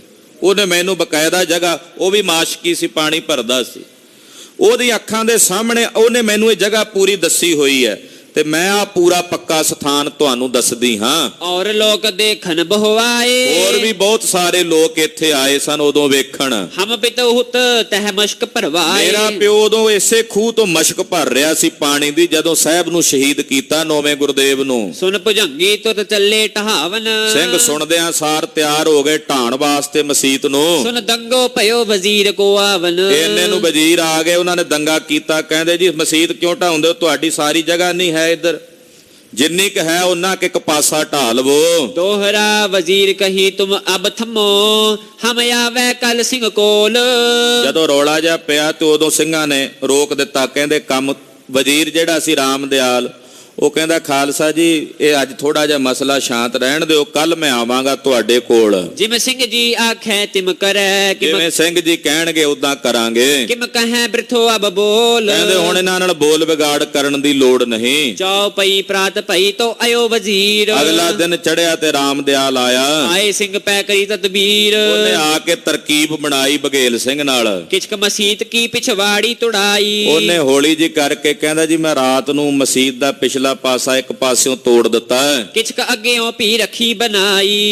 ਅੱਗੋਂ ਇੱਕ ਫਰੰਟ ਜਾ ਬਣਿਆ ਰਹਿ ਗਿਆ। ਮਦ ਦਿੱਲੀ ਲਿਓ ਦੇਹਰੋ ਚਿਣਾਏ। ਕਹਿੰਦੇ ਹੁਣ ਇੱਕ ਪਾਸਾ ਸਾਫ਼ ਹੋ ਗਿਆ, ਜਿੱਥੇ 9ਵੇਂ ਪਾਤਸ਼ਾਹ ਦਾ ਸਥਾਨ ਹੈ ਉੱਥੇ ਤੁਸੀਂ ਮਹਾਰਾਜ ਜੀ ਦਾ ਦਿਉਰਾ ਬਣਾ ਲਵੋ। ਸਤਮੋ ਝੰਡੋ ਇਮ ਦਿਓ ਚੁਲਾਏ। ਏਦਾਂ ਬਘੇਲ ਸਿੰਘ ਹੋਣਾ ਨੇ ਥੋੜੀ ਜੀ ਮਸੀਹ ਹੁਣ ਵੀ ਲਾਗੇ, ਕਹਿੰਦੇ ਸਾਈਡ ਤੇ ਹੈ, ਮੈਂ ਤਾਂ ਦਰਸ਼ਨ ਨਹੀਂ ਕੀਤੇ, ਸੀਸਗੰਜ ਸਾਹਿਬ ਦਰਸ਼ਨ ਕਰਕੇ ਪਰਤਾਈ ਦਾ ਹੈ। ਤੋ ਉੱਥੇ ਕਹਿੰਦੇ ਪਾਸੇ ਇੱਕ ਸਾਈਡ ਤੇ ਉਹ ਮਸੀਤ ਪਾਸੇ ਕਰਾ ਦਿੱਤੀ ਔਰ ਮਹਾਰਾਜ ਜੀ ਦਾ ਸਥਾਨ ਬਣਾ ਕੇ 7ਵਾਂ ਨਿਸ਼ਾਨ 9ਵੇਂ ਪਾਤਸ਼ਾਹ ਦੇ ਪਾਵਨ ਸੀਸਗੰਜ ਸਾਹਿਬ ਵਾਲੇ ਸਥਾਨ ਤੇ ਜਥੇਦਾਰ ਬਘੇਲ ਸਿੰਘ ਤੇ ਸਮੁੱਚੇ ਪੰਥ ਨੇ ਝੁਲਾ ਦਿੱਤਾ। ਸਤਿ ਸ੍ਰੀ ਅਕਾਲ। ਬਜਾਏ ਨਗਾਰੇ ਕੜਾਹੋ ਕਰਾਏ। ਨਗਾਰੇ ਬਜਾਏ ਦੇਗਾਂ ਕਰਾਈਆਂ। ਸਿੱਖ ਪਰਸਨ ਚ ਤਰਫੋਂ ਆਏ। ਚਾਰੇ ਪਾਸਿਓਂ ਪੰਥ ਆ ਗਿਆ ਦਰਸ਼ਨ ਕਰਨ ਲਈ। ਸਰਦਾਰ ਬਘੇਲ ਸਿੰਘ ਇਮ ਗੱਡ ਮਾਰਾ। ਏਦਾਂ ਬਘੇਲ ਸਿੰਘ ਨੇ ਵੱਡਾ ਕਿਲਾ ਫਤਿਹ ਕੀਤਾ ਜੱਸਾ ਸਿੰਘ ਆਹਲੂਵਾਲੀਆ ਦੇ ਆਗਿਆ ਦੇ ਵਿੱਚ, ਕਿਉਂਕਿ ਪੰਥ ਦੇ ਜਰਨੈਲ ਉਦੋਂ ਜੱਸਾ ਸਿੰਘ ਆਹਲੂਵਾਲੀਆ ਸਾਹਿਬ ਸਨ। ਰਹੂਗ ਪ੍ਰਿਥੀ ਉਸ ਨਾਮ ਉਜਾਰਾ। ਕਹਿੰਦੇ ਬਘੇਲ ਸਿੰਘ ਦਾ ਨਾਂ ਰਹਿੰਦੀ ਦੁਨੀਆ ਤੱਕ ਪੰਥ ਚ ਉਜਾਗਰ ਰਹੇਗਾ ਯੋਧੇ ਦਾ।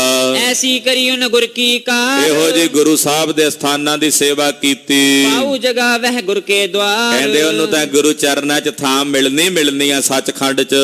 ਦੋਹਰਾ ਸਾਖੀ ਸਿੰਘ ਬਘੇਲ ਕੀ ਔਰ ਪੀਦਿਓ ਸੁਣਾਏ। ਕਹਿੰਦੇ ਬਘੇਲ ਸਿੰਘ ਦੀ ਹੋਰ ਸਾਖੀ ਵੀ ਮੈਂ ਤੁਹਾਨੂੰ ਸਰਵਣ ਕਰਾਉਂਦਾ ਹਾਂ। ਸੋ ਜੈਸ ਪਤਸ਼ਾਹ ਹੈ ਸੋ ਮਿਲਿਓ ਉਹ ਕਰ ਲੁੱਟ ਦਈ ਦਿਖਾਏ। ਕਹਿੰਦੇ ਸ਼ਾਹ ਆਲਮ ਮਿਲਿਆ ਨਹੀਂ ਸੀ, ਬਘੇਲ ਸਿੰਘ ਕਈ ਮਹੀਨੇ ਰਿਹਾ ਉੱਥੇ ਪਰ ਸ਼ਾਹ ਆਲਮ ਮਿਲਿਆ ਨਹੀਂ ਸੀ। ਸ਼ਾਹ ਆਲਮ ਕਹਿੰਦਾ ਸੀ ਵੀ ਮਿਲਿਆ ਤਾਂ ਸਹੀ, ਵੇਖੀਏ ਤਾਂ ਸਹੀ ਬਘੇਲ ਸਿੰਘ ਹੈ ਕਿਹੋ ਜਿਹਾ।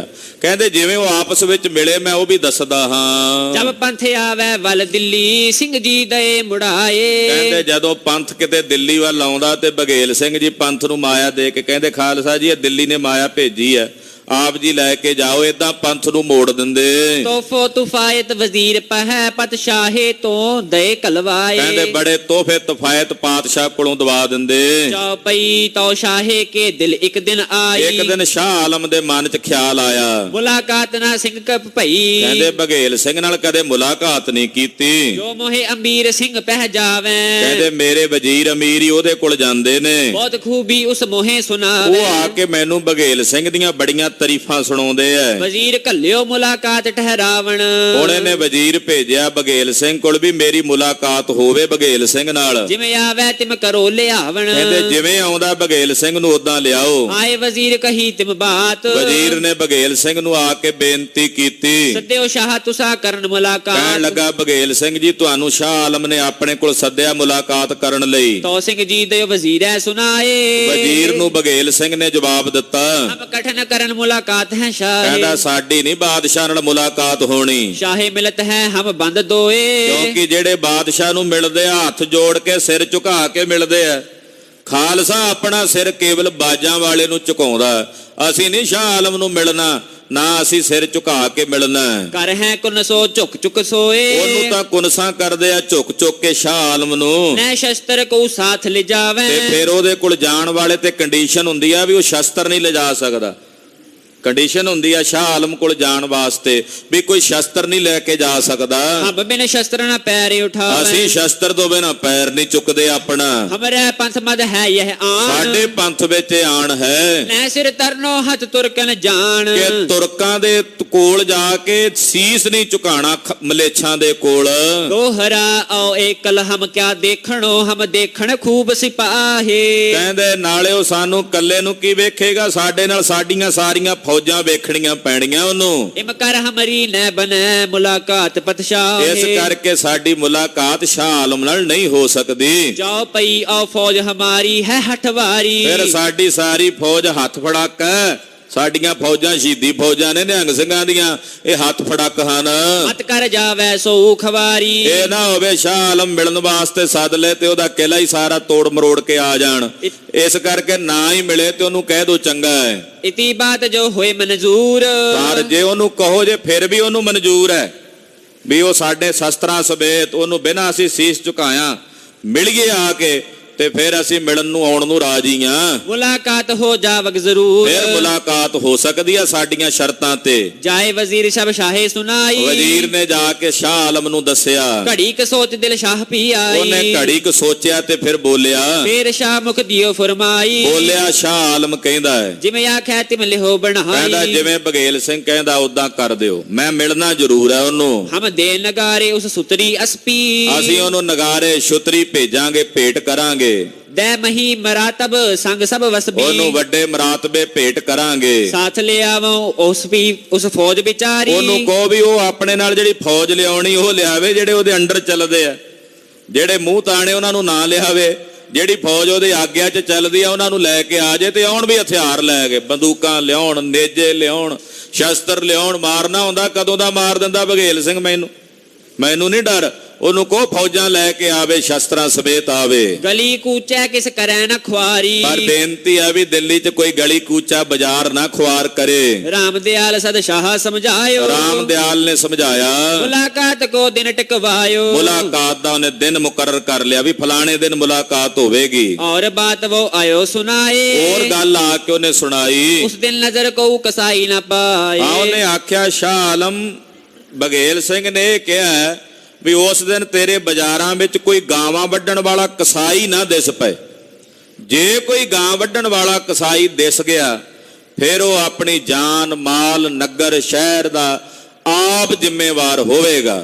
ਦੋਹਰਾ ਦੇਖ ਸਿੰਘ ਉਸ ਮਾਰ ਹੈ ਮਤ ਦੰਗੋ ਹੋ ਜਾਏ। ਕਿਉਂਕਿ ਗਊ ਵੱਢਦੀ ਵੇਖ ਕੇ ਸਿੰਘ ਨਹੀਂ ਬਰਦਾਸ਼ਤ ਕਰ ਸਕਣਗੇ, ਫਿਰ ਤਾਂ ਲੜਾਈ ਹੋਵੇਗੀ। ਦਿਨ ਨਹਿ ਆਵੇ ਬਾਜ਼ਾਰ ਮਦ ਸ਼ਾਹੇ ਹੋ ਕੋ ਦਿਓ ਫਿਰਾਏ। ਸ਼ਾਹ ਆਲਮ ਨੇ ਹੁਕਮ ਕਰ ਦਿੱਤਾ ਵੀ ਉਸ ਦਿਨ ਜਿਹੜਾ ਮੁਲਾਕਾਤ ਦਾ ਦਿਨ ਸੀ, ਕਹਿੰਦੇ ਉਸ ਦਿਨ ਕੋਈ ਕਸਾਈ ਬਾਜ਼ਾਰ 'ਚ ਨਜ਼ਰ ਨਾ ਆਵੇ। ਚੌਪਈ ਆਏ ਰਾਮ ਦਿਆਲ ਸਭ ਸਿੰਘ ਜੀ ਸੁਨਾਇਓ। ਰਾਮ ਦਿਆਲ ਨੇ ਸਾਰੀਆਂ ਸ਼ਰਤਾਂ ਕਬੂਲ ਕਰਕੇ ਬਘੇਲ ਸਿੰਘ ਨੂੰ ਦੱਸਿਆ। ਲੈਣ ਵਜ਼ੀਰ ਹੋਤ ਪ੍ਰਾਤੇ ਆਇਓ। ਕਹਿੰਦੇ ਬਘੇਲ ਸਿੰਘ ਸਵੇਰੇ ਸਵੇਰੇ ਹੀ ਤਿਆਰ ਸੀ, ਪਹਿਲਾਂ ਤੇ ਵਕੀਲ ਆ ਗਿਆ। ਕਹੀ ਵਜ਼ੀਰ ਤਬ ਸਿੰਘ ਜੀ ਪਾਸੋਂ ਆਏ। ਔਰ ਬਘੇਲ ਸਿੰਘ ਜੀ ਦੇ ਕੋਲ ਜਦੋਂ ਵਜ਼ੀਰ ਪਹੁੰਚਿਆ ਆ ਕੇ ਕਹਿਣ ਲੱਗਾ, ਜਿਮ ਮਨ ਮਾਨੈ ਤਿਮ ਚੜਿਓ ਤਹਾਏ। ਕਹਿੰਦਾ ਜਿਵੇਂ ਤੁਹਾਡਾ ਮਨ ਕਰਦਾ ਉਦਾਂ ਹੀ ਚੜ ਕੇ ਚੱਲੋ ਬਘੇਲ ਸਿੰਘ ਜੀ। ਤੋ ਸਿੰਘ ਫੌਜ ਥੋੜੀ ਉਹ ਚੜਾਈ। ਬਘੇਲ ਸਿੰਘ ਨੇ ਵੇਖਿਆ ਵੀ ਇੰਨੀ ਮੰਨਦਾ ਤੇ ਮੈਂ ਫੌਜ ਥੋੜੀ ਲੈ ਜਾਣਾ। 10 20 50 ਬੰਦੇ ਜਿਹੜੇ ਚੰਗੇ ਚੰਗੇ ਜਰਨੈਲ ਸੀ ਉਹ ਬਘੇਲ ਸਿੰਘ ਨੇ ਨਾਲ ਲਏ। ਸਦ ਸਰਦਾਰ ਸਭ ਲਈ ਸਮਝਾਈ। ਉਹਨਾਂ ਸਾਰਿਆਂ ਨੂੰ ਸਮਝਾ ਦਿੱਤਾ। ਤੋ ਸਿੰਘ ਜੀ ਫੌਜ ਦਈ ਤੁਰਾਈ। ਫੌਜ ਸਾਰੀ ਪਿੱਛੇ ਹੀ ਰੱਖੀ ਉਹਰੇ ਨਕੀਬ ਥੋ ਬੋਲ ਤੋ ਜਾਈ। ਤੇ ਨਕੀਬ ਅੱਗੇ ਅੱਗੇ ਬੋਲਦਾ ਜਾਂਦਾ ਪੰਥ ਦੇ ਖਾਲਸੇ ਅੱਗੇ। ਔਰ ਹਲਕਾਰੇ ਚੋਬਦਾਰ ਘਨੇ। ਹਲਕਾਰੇ ਤੇ ਚੋਬਦਾਰ ਅੱਗੇ ਅੱਗੇ ਪੰਥ ਦੇ ਜਾ ਰਹੇ ਨੇ। ਅੱਗੇ ਅੱਗੇ ਸਿੰਘ ਸੋ ਜਾਏ ਭੰਨੇ। ਉਹ ਅੱਗੇ ਅੱਗੇ ਕਹਿੰਦੇ ਜਾ ਰਹੇ ਨੇ, ਸਾਵਧਾਨ ਹੋਸ਼ਿਆਰ ਬਾਜਾਂ ਵਾਲੇ ਸਭੇ ਕਮਾਲ, ਗੁਰੂ ਕਲਗੀਧਰ ਪਾਤਸ਼ਾਹ ਦਾ ਖਾਲਸਾ ਪੰਥ ਨਿਸ਼ਾਨਾ ਨਗਾਰਿਆਂ ਤੌਂਸਿਆਂ ਸਮੇਤ ਆ ਰਿਹਾ ਹੈ।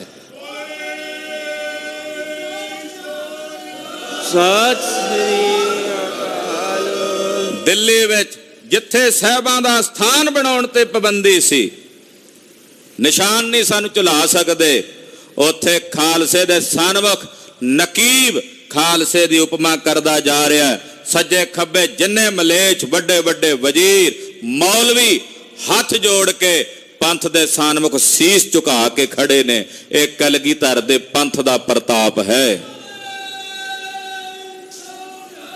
ਸਤਿ ਸ੍ਰੀ ਅਕਾਲ। ਅਤਰ ਪੱਤਰ ਥਿਰ ਸਿੰਘ ਜੀ ਛਾਜੈ। ਕਹਿੰਦੇ ਸਿੰਘਾਂ ਦੇ ਸਿਰਾਂ ਤੇ ਛਤਰ ਝੂਲਦੇ ਜਾ ਰਹੇ ਨੇ। ਬਘੇਲ ਸਿੰਘ ਦੇ ਸੀਸ ਤੇ ਛਤਰ ਹੈ। ਚੰਦ ਸੂਰਜ ਕੀ ਰਿਸ਼ਮ ਬਿਰਾਜੈ। ਅੱਗੇ ਸੂਰਜਮੁਖੀਆਂ ਜਾ ਰਹੀਆਂ ਨੇ ਝੂਲਦੀਆਂ, ਜਿਨ੍ਹਾਂ 'ਚ ਚੰਦਰਮਾ ਤੇ ਸੂਰਜ ਦੀਆਂ ਰਿਸ਼ਮਾਂ ਬਿਰਾਜਮਾਨ ਨੇ। ਅੱਗੇ ਭਟ ਬਿਰਦਾਵਲ ਪੜਤੇ ਜਾਹੇ। ਅੱਗੇ ਭੱਟ ਛੰਦ ਪੜਦੇ ਜਾ ਰਹੇ ਨੇ ਪੰਥ ਦੀ ਉਪਮਾ ਦੇ ਵਿੱਚ। ਗੁਰੂ ਗ੍ਰੰਥ ਕੀ ਮਹਿਮਾ ਮਾਹੇ। ਗੁਰੂ ਗ੍ਰੰਥ ਸਾਹਿਬ ਦੀ ਮਹਿਮਾ ਕਰਦੇ ਜਾ ਰਹੇ ਨੇ। ਗੁਰਿਓ ਸਿੰਘ ਜੜ ਫੀਲ ਅੰਬਾਰੀ। ਤੇ ਬਘੇਲ ਸਿੰਘ ਅੱਜ ਹਾਥੀ ਦੀ ਅੰਬਾਰੀ ਤੇ ਬੈਠਾ। ਅੰਬਾਰੀ ਵੀ ਸੋਨੇ ਦੀ, ਹਾਥੀ ਵੀ ਲੈ ਲੈ ਕਰਦਾ ਬੜਾ ਕੀਮਤੀ। ਅੰਬਾਰੀ ਤੇ ਬਘੇਲ ਸਿੰਘ ਬੈਠਾ ਹੈ। ਹਿਲੇ ਚੋਰ ਗੋਲ ਝਿਲ ਮਿਲਕਾਰੀ। ਔਰ ਕਹਿੰਦੇ ਸੀਸ ਦੇ ਉੱਤੇ ਛਤਰ ਝੁਲਦਾ ਜਾ ਰਿਹਾ ਹੈ। ਘੋੜੇ ਕੋਤਲ ਅੱਗੇ ਤੁਰਾਏ। ਅੱਗੇ ਘੋੜੇ ਟੁਰਦੇ ਜਾ ਰਹੇ ਨੇ। ਜਿਹੜੇ ਘੋੜੇ ਸਵਾਰੀ ਵਾਸਤੇ ਨੇ ਨਾ ਬਘੇਲ ਸਿੰਘ ਦੇ, ਉਹ ਅੱਗੇ ਅੱਗੇ ਨੇ। ਬੜੇ ਬੜੇ ਸਰਦਾਰ ਨਾਲ ਜਾ ਰਹੇ ਨੇ ਹਾਥੀਆਂ ਤੇ ਘੋੜਿਆਂ ਤੇ। ਜਿਸੀ ਤੋਰ ਸਿੰਘ ਦਲੈ ਰਖਾਏ। ਜਿਵੇਂ ਦਲ ਪੰਥ 'ਚ ਰਹਿੰਦੇ ਆ ਸਿੰਘ ਉਦਾਂ ਜਾ ਰਹੇ ਨੇ। ਦੋਹਰਾ ਇਸੀ ਤੋਰ ਜਾਏ ਪਹੁੰਚੇ ਉਹ ਵੱਡੇ ਕਿਲੇ ਕੇ ਪਾਸ। ਵੱਡੇ ਕਿਲੇ ਲਾਲ ਕਿਲੇ ਕੋਲ ਸਿੰਘ ਜਾ ਪਹੁੰਚੇ। ਵਜ਼ੀਰ ਸੋ ਅੱਗੇ ਉਹ ਸ਼ਾਹ ਘਲਿਓ ਇਸ ਤਕਬਾਲ ਕਰਨ ਖਾਸ। ਸ਼ਾਹ ਆਲਮ ਨੇ ਆਪਣਾ ਵਜ਼ੀਰ ਅੱਗੇ ਭੇਜਿਆ ਖਾਲਸੇ ਦਾ ਇਸਤਕਬਾਲ ਕਰਨ ਲਈ। ਚੌਪਈ ਤੈ ਸਿੰਘ ਜੀ ਦੇ ਹਸਤੀ ਛੋਰੇ। ਉੱਥੇ ਕਿਲੇ ਕੋਲ ਗਏ ਤੇ ਹਾਥੀ ਛੱਡ ਕੇ ਤੋ ਚੜ ਤੁਰਿਓ ਨਿਜ ਖਾਸ ਘੋਰੇ। ਬਘੇਲ ਸਿੰਘ ਜੀ ਆਪਣੇ ਖਾਸ ਘੋੜੇ ਤੇ ਚੜ ਕੇ ਸਰਦਾਰਾਂ ਨਾਲ ਚੱਲੇ ਨੇ। ਚੜੇ ਚੜਾਏ ਬੜੇ ਮਦ ਕਿਲੇ। ਚੜੇ ਚੜਾਏ ਘੋੜਿਆਂ ਦੇ ਕਿਲੇ ਦੇ ਵਿੱਚ ਬੜੇ। ਹੁਤੇ ਜਨਕ ਤੇ ਅੱਗੇ ਰਲ ਮਿਲੇ। ਕਹਿੰਦੇ ਜਿੰਨੇ ਅੱਗੇ ਸੀ ਉਹ ਆ ਮਿਲੇ। ਢੋਏ ਨੇੜੇ ਲਈ ਵਜ਼ੀਰ ਖੜਾਏ। ਕਹਿੰਦੇ ਜਦੋਂ ਬਿਲਕੁਲ ਕਿਲੇ ਦਾ ਖਾਸ ਜਿਹੜਾ ਜਿੱਥੇ ਬਾਦਸ਼ਾਹ ਰਹਿੰਦਾ ਉੱਥੇ ਆ ਕੇ ਘੋੜਿਆਂ ਤੋਂ ਉਤਰੇ।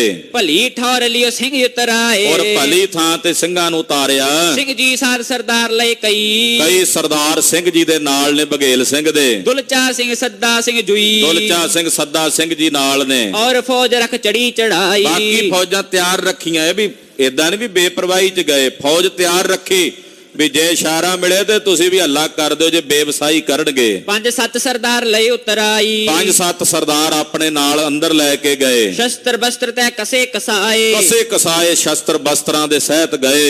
ਬੇਸ਼ੱਕ ਸ਼ਾਹ ਵੱਲ ਤੁਰਤੇ ਗਏ। ਕਹਿੰਦੇ ਸ਼ਾਹ ਵੱਲ ਤੁਰਦੇ ਅੰਦਰ ਨੂੰ ਗਏ। ਅੱਗੇ ਸ਼ਾਹ ਖੂਬ ਲਾਈ ਕਚਹਿਰੀ। ਅੱਗੇ ਸ਼ਾਹ ਆਲਮ ਨੇ ਕਚਹਿਰੀ ਲਾਈ ਹੋਈ ਹੈ। ਹਿੰਦੂ ਤੁਰਕ ਬੈਠੇ ਨਿਜ ਬੜੇ ਬੜੇ ਹਿੰਦੂ ਤੁਰਕ ਬੈਠੇ ਉਹਦੀ ਕਚਹਿਰੀ ਵਿੱਚ। ਤੈ ਹਿੰਦੂਆਂ ਨੇ ਸ਼ਾਹ ਇਮ ਫਰਮਾਇਓ। ਜਿਹੜੇ ਸ਼ਾਹ ਦੇ ਹਿੰਦੂ ਵਜ਼ੀਰ ਸੀ ਨਾ, ਉਹ ਕੋਲੋਂ ਬੋਲੇ ਬਾਦਸ਼ਾਹ ਨੂੰ ਕਹਿਣ ਲੱਗੇ, ਅੱਗੇ ਸਿੰਘ ਨੇ ਤੁਮ ਫਤਿਹ ਬੁਲਾਇਓ। ਕਹਿੰਦੇ ਸ਼ਾਹ ਆਲਮ ਜੀ ਤੁਸੀਂ ਤਾਂ ਫਤਿਹ ਨਹੀਂ ਬੁਲਾਉਣੀ, ਪਰ ਤੁਹਾਡੇ ਵੱਲੋਂ ਅਸੀਂ ਸਿੰਘ ਜੀ ਆਉਂਦੇ ਆ ਫਤਿਹ ਗਜਾ ਦਈਏ।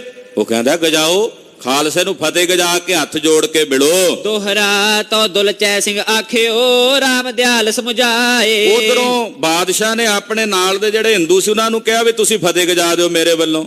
ਇਧਰੋਂ ਸਿੰਘਾਂ ਨੇ ਆਖਿਆ ਵੀ ਚਲੋ, ਉਹ ਵੀ ਸ਼ਾਹ ਹੈ ਹਿੰਦੁਸਤਾਨ ਦਾ। ਜਿਹੜਾ ਰਾਮ ਦਿਆਲ ਵਕੀਲ ਸੀ ਨਾਲ, ਦੁਲਚਾ ਸਿੰਘ, ਉਹਨੂੰ ਕਹਿੰਦੇ ਵੀ ਤੂੰ ਇਹਨੂੰ ਸਜਦਾ ਕਰਦਾ ਚੱਲ, ਅਸੀਂ ਤਾਂ ਨਹੀਂ ਝੁਕਣਾ, ਤੂੰ ਸਜਦਾ ਕਰਦਾ ਚੱਲ ਜਿਵੇਂ ਤੁਸੀਂ ਜਾਣਦੇ ਹੁੰਦੇ ਹੋ ਝੁਕ ਝੁਕ ਕੇ। ਤੂੰ ਤੋ ਆਪਨ ਵੱਲ ਤੇ ਕੁੰਨਸੋ ਕਰਤੋ ਜਾ। ਤੂੰ ਆਪਣੇ ਵੱਲੋਂ, ਸਾਡੇ ਵੱਲੋਂ ਨਹੀਂ ਇਹ ਕੁੰਨਸ ਹੋਣੀ, ਤੂੰ ਆਪਣੇ ਵੱਲੋਂ ਕੁੰਨਸ ਕਰਦਾ ਚੱਲ, ਮੱਥਾ ਟੇਕਦਾ ਚੱਲ। ਚੌਪਈ ਹੱਥ ਕਮਾਨ ਸਿਰ ਧਾਰਨ ਲਈ। ਕਹਿੰਦੇ ਸਰਦਾਰਾਂ ਦੇ ਹੱਥਾਂ 'ਚ ਕਮਾਨਾਂ ਨੇ, ਸ਼ਸਤਰਾਂ ਸਹਿਤ ਗਏ ਨੇ। ਚਲੇ ਸਨਮੁਖ ਹੋਏ ਪਾਤਸ਼ਾਹ ਪਈ। ਔਰ ਸਨਮੁਖ ਹੋ ਕੇ ਪਾਤਸ਼ਾਹ ਦੇ ਸਾਹਮਣੇ ਪਹੁੰਚੇ। ਇੱਕ ਵੱਲ ਰਾਮ ਦਿਆਲ, ਦੁਈ ਵੱਲ ਵਜ਼ੀਰ। ਬਗੇਲ ਸਿੰਘ ਦੇ ਇੱਕ ਪਾਸੇ ਰਾਮ ਦਿਆਲ ਹੈ, ਦੂਜੇ ਪਾਸੇ ਦੂਜਾ ਵਜ਼ੀਰ ਹੈ। ਕਰਤ ਕੁੰਨਸ ਤੁਰੇ ਆਪਣਾ ਤਦਬੀਰ। ਔਰ ਤਦਬੀਰ ਨਾਲ ਚੱਲ ਪਏ। ਵੱਲ ਹਿੰਦੂ ਗੁਰ ਫਤਿਹ ਬੁਲਾਵੇ। ਜਦੋਂ ਬਗੇਲ ਸਿੰਘ ਜੀ ਸ਼ਾਹ ਆਲਮ ਦੀ ਕਚਹਿਰੀ 'ਚ ਪਹੁੰਚੇ, ਜਿੰਨੇ ਉੱਥੇ ਜਾਣਦੇ ਸੀ ਪੰਥ ਦੀ ਮਰਿਆਦਾ ਨੂੰ ਹਿੰਦੂ, ਉਹਨਾਂ ਨੇ ਗੱਜ ਕੇ ਫਤਿਹ ਬੁਲਾਈ। ਵਾਹਿਗੁਰੂ ਜੀ ਕਾ ਖਾਲਸਾ, ਵਾਹਿਗੁਰੂ ਜੀ ਕੀ ਫਤਿਹ। ਸਤਿ ਸ੍ਰੀ ਅਕਾਲ। ਇੱਕ ਫਤਿਹ ਗਜਾਈ ਸੀ ਬਾਬਾ ਫਤਿਹ ਸਿੰਘ ਨੇ ਤੇ ਆਖਿਆ ਤੁਹਾਡੇ ਸਿਰ ਕਲਮ ਕਰ ਦਿਆਂਗੇ।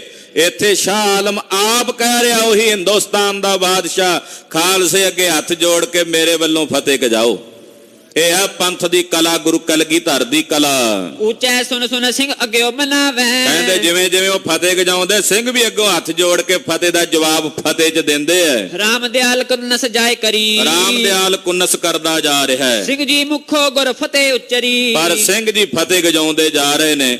ਸ਼ਾਹ ਆਲਮ ਦੇ ਕੋਲ ਜਾ ਕੇ ਜਦੋਂ ਪਹੁੰਚੇ ਤੇ ਸ਼ਾਹ ਆਲਮ ਨੇ ਫੌਜ ਦੀ ਟੁਕੜੀ ਤਿਆਰ ਰੱਖੀ ਸੀ। ਆਖਿਆ ਖਾਲਸਾ ਆਇਆ, ਖਾਲਸੇ ਨੂੰ ਸਲਾਮੀ ਦਿੱਤੀ ਜਾਵੇ। ਪੰਥ ਨੂੰ ਸਲਾਮੀ ਦਿੱਤੀ ਬਕਾਇਦਾ, ਸੀਸ ਝੁਕਾ ਕੇ। ਇਹ ਪੰਥ ਦਾ ਪ੍ਰਤਾਪ ਗੁਰੂ ਕਲਗੀਧਰ ਦੀ ਕਿਰਪਾ ਨਾਲ ਵਰਤਿਆ ਹੈ। ਜਿਵੇਂ ਸ਼ਾਹ ਆਲਮ ਦੇ ਨਾਲ ਬੈਠਿਆਂ ਗੱਲਾਂ ਬਾਤਾਂ ਹੋਈਆਂ, ਉਹ ਕਥਾ ਆਪ ਦੀ ਅਗਲਿਆਂ ਪ੍ਰਸੰਗਾਂ 'ਚ ਸਰਵਣ ਕਰੋਗੇ। ਸਾਧ ਸੰਗਤ ਜੀ, ਬੇਨਤੀ ਹੈ ਕਿ ਸ਼੍ਰੀ ਗੁਰ ਪੰਥ ਪ੍ਰਕਾਸ਼ ਦੀ ਚੱਲ ਰਹੀ ਹੈ ਲੜੀਵਾਰ ਪਾਵਨ ਕਥਾ ਸ਼ਹੀਦਾਂ ਦੀ, ਪੰਥ ਦਾ ਇਤਿਹਾਸ। ਇਹਦੀ ਸਮਾਪਤੀ 17 ਅਕਤੂਬਰ ਦਿਨ ਐਤਵਾਰ ਕੱਤਕ ਦੀ ਸੰਕਰਾਂਤ ਵਾਲੇ ਦਿਨ ਸ਼ਾਮ ਨੂੰ 4:30 ਤੋਂ 5:30 ਵਜੇ ਤੱਕ ਬਾਹਰ ਦੀਵਾਨ ਹਾਲ ਵਿੱਚ ਹੋਵੇਗੀ। ਦੀਵਾਨ ਹਾਲ ਦੇ ਵਿੱਚ ਉਸ ਦਿਨ ਸਮਾਗਮ ਵੀ ਹੈ, ਦੋਦੜੇ ਵਾਲੀ ਸੰਗਤਾਂ ਵੱਲੋਂ ਹੈ। ਉੱਥੇ ਹੀ ਦੀਵਾਨ ਸਜੇਗਾ। 4:30 ਤੋਂ 5:30 ਵਜੇ ਤੱਕ ਕਥਾ ਦੀ ਸਮਾਪਤੀ ਹੋਵੇਗੀ ਔਰ ਸ੍ਰੀ ਨਾਨਕ ਪ੍ਰਕਾਸ਼ ਦੀ ਕਥਾ ਦੀ ਆਰੰਭਤਾ ਦੀ ਅਰਦਾਸ ਹੋਵੇਗੀ। ਸੰਗਤਾਂ ਦੇ ਚਰਨਾਂ 'ਚ ਬੇਨਤੀ ਹੈ, ਭਾਈ ਪਰਿਵਾਰਾਂ ਸਮੇਤ ਵੱਧ ਚੜ ਕੇ ਜਿੱਥੇ ਜਿੱਥੇ ਵੀ ਕੋਈ ਸੁਣਦਾ ਹਾਜ਼ਰੀਆਂ ਭਰ ਸਕਦੇ ਹੋ ਭਰੋ, ਔਰ ਸਬੱਬ ਨਾਲ ਮਹਾਰਾਜ ਜੀ ਦੇ ਚਰਨਾਂ ਵਿੱਚ ਸ਼ੁਕਰਾਨੇ ਦੀ ਅਰਦਾਸ ਕਰੋ। ਰਲ ਕੇ ਗਰੀਬ ਨਵਾਜ ਪਾਤਸ਼ਾਹ ਜੀ ਦੀਆਂ ਖੁਸ਼ੀਆਂ ਪ੍ਰਾਪਤ ਕਰੋ। ਮਠਿਆਈਆਂ ਦੇ ਲੰਗਰ ਵਰਤਣਗੇ। ਜਿਹੜੇ ਕੋਈ ਮਾਈ ਭਾਈ ਲੱਡੂਆਂ ਦੀ ਸੇਵਾ ਕਰਨਾ ਚਾਹੁੰਦੇ ਆ, ਲੱਡੂ ਲੈ ਕੇ ਵੀ ਆਓ। ਖੁਸ਼ੀ ਦੇ ਸਮਾਗਮ ਨੇ। ਮਹਾਰਾਜ ਜੀ ਦੀ ਕਥਾ ਦੀ ਸਮਾਪਤੀ ਦਾ ਯੱਗ ਹੈ ਔਰ 10 ਪਾਤਸ਼ਾਹੀਆਂ ਦੀ ਕਥਾ ਦੀ ਆਰੰਭਤਾ ਦਾ ਜਿਹੜਾ ਯੱਗ ਹੈ ਉਹ ਵੀ ਆਰੰਭ ਹੋਣਾ ਹੈ। ਤੋ ਆਪ ਸਾਰਿਆਂ ਨੇ ਪਰਿਵਾਰਾਂ ਸਮੇਤ ਹਾਜ਼ਰੀਆਂ ਭਰਨੀਆਂ। ਇਹ ਬੇਨਤੀਆਂ ਸਮੂਹ ਸੰਗਤ ਨੇ ਪ੍ਰਵਾਨ ਕਰਨੀਆਂ ਜੀ। ਵਾਹਿਗੁਰੂ ਵਾਹਿਗੁਰੂ ਵਾਹਿਗੁਰੂ ਵਾਹਿਗੁਰੂ ਵਾਹਿਗੁਰੂ ਵਾਹਿਗੁਰੂ ਵਾਹਿਗੁਰੂ ਵਾਹਿਗੁਰੂ ਵਾਹਿਗੁਰੂ ਵਾਹਿਗੁਰੂ ਵਾਹਿਗੁਰੂ ਵਾਹਿਗੁਰੂ ਵਾਹਿਗੁਰੂ ਵਾਹਿਗੁਰੂ ਵਾਹਿਗੁਰੂ ਵਾਹਿਗੁਰੂ। हे अच्युत हे पार ब्रह्म ਅਬਨਾਸੀ ਅਗਨਾਸ हे पुरन हे सर्वमय ਦੁਖ ਭੰਜਨ ਗੁਣ ਤਾਸ हे संगी हे निरंकार हे ਨਿਰਗੁਣ ਸਭ ਟੇਕ हे गोविंद हे गुण निधान ਜਾ ਕੈ ਸਦਾ ਵਿਵੇਕ हे अपरंपर हर हरे ਪੀ ਹੋਵਨ ਹਾਰ हे संत क सदा संग हे ਧਾਰਾ ਆਧਾਰ ਏ ਠਾਕੁਰ ਹੋਂਦਾ ਸਰੂ ਮੈਂ ਨਿਰਗੁਣ ਗੁਣ ਨਹੀਂ ਕੋਏ ਨਾਨਕ ਦੀਜੈ ਨਾਮ ਦਾਨ ਰਾਖੋ ਹੀਐ ਪਰੋਏ ਆਏ ਪ੍ਰਭ ਸ਼ਰਣਾਗਤੀ ਕਿਰਪਾ ਨਿਧ ਦਇਆਲ ਏਕ ਅੱਖਰ ਹਰ ਮਨ ਬਸਤ ਨਾਨਕ ਹੋਤ ਨਿਹਾਲ ਵਾਹਿਗੁਰੂ ਨਾਮ ਜਹਾਜ ਹੈ ਚੜੇ ਸੋ ਉਤਰੇ ਪਾਰ ਜੋ ਸ਼ਰਧਾ ਕਰ ਸੇਵੰਦੇ ਗੁਰ ਪਾਰ ਉਤਾਰਨ ਹਾਰ ਵਾਹਿਗੁਰੂ ਨਾਮ ਜਹਾਜ ਹੈ ਚੜੇ ਸੋ ਉਤਰੇ ਪਾਰ ਜੋ ਸ਼ਰਧਾ ਕਰ ਸੇਵੰਦੇ ਗੁਰ ਪਾਰ ਉਤਾਰਨ ਹਾਰ ਵਾਹਿਗੁਰੂ ਜੀ ਕਾ ਖਾਲਸਾ ਵਾਹਿਗੁਰੂ ਜੀ ਕੀ ਫਤਿਹ।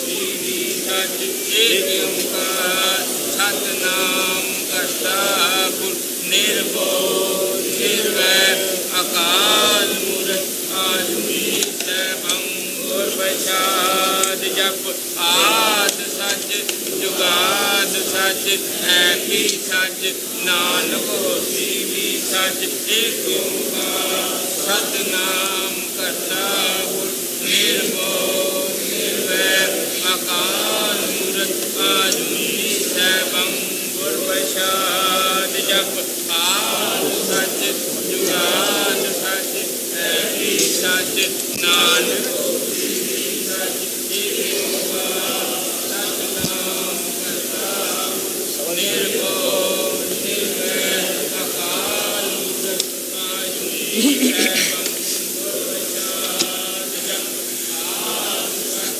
ਜੁਗਾਦਿ ਸੱਚ ਹੈ ਵੀ ਸੱਚ ਨਾਨਕ ਹੋਸੀ ਵੀ ਸੱਚ ਏਕ ਓੰਕਾਰ ਸਤਨਾਮ ਕਰਤਾ ਪੁਰਖ ਨਿਰਭਉ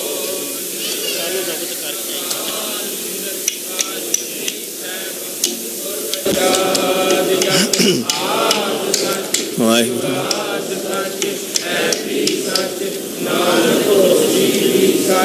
ਨਾਨਕ ਨਾਮ ਚੜ੍ਹਦੀ ਕਲਾ ਤੇਰੇ ਬਾਣੀ ਸਰਬਤ ਦਾ ਭਲਾ ਵਾਹਿਗੁਰੂ ਜੀ ਕਾ ਖਾਲਸਾ ਵਾਹਿਗੁਰੂ ਜੀ ਕੀ ਫਤਿਹ।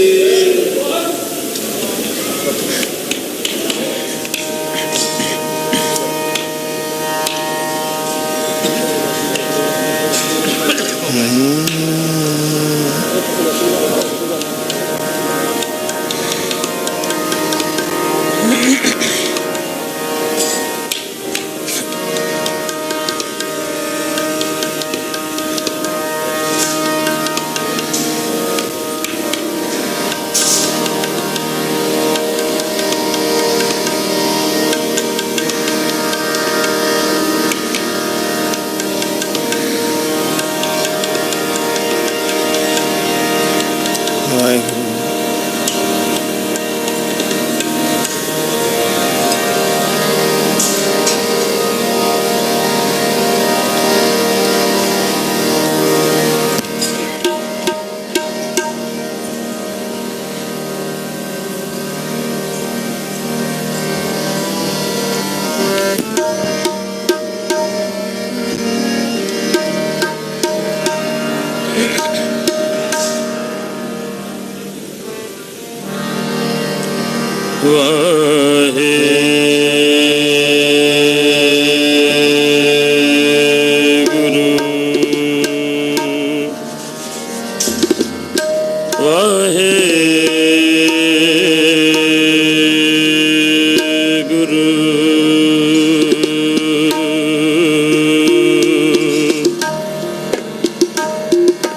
दंडोत वंदन अनेक बार सर्व कला समरथ डोलण ते राखो प्रभु नानक दे कर हथ नाम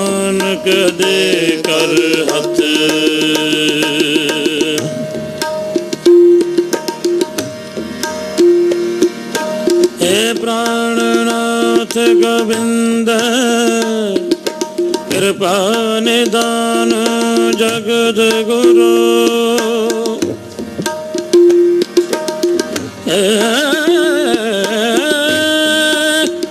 संसार ताप हरण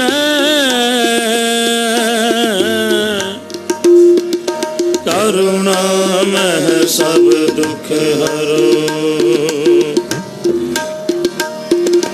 हे शरण जोग दयाल दीनानाथ मया करो शरीर स्वस्थ क्षीण समय सिमरत नानक राम दामोदर माधव राम दामोदर माधव आनंद गुणे निधान गुरु गरीब निवाज गरीब निवाज गरीब निवाज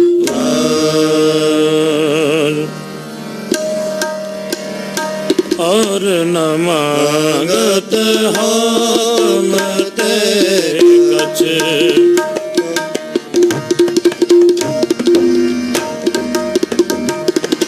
और न मांगत हम ते कछ और न मांगत हम ते कछ यार चित में सोई की जय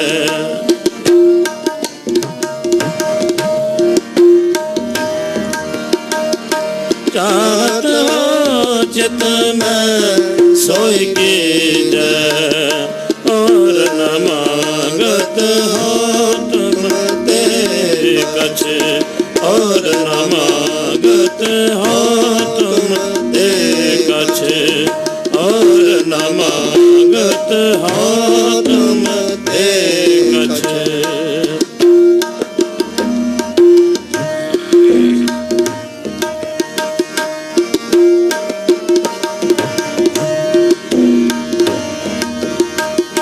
हे रब हे सास हे करुणानिध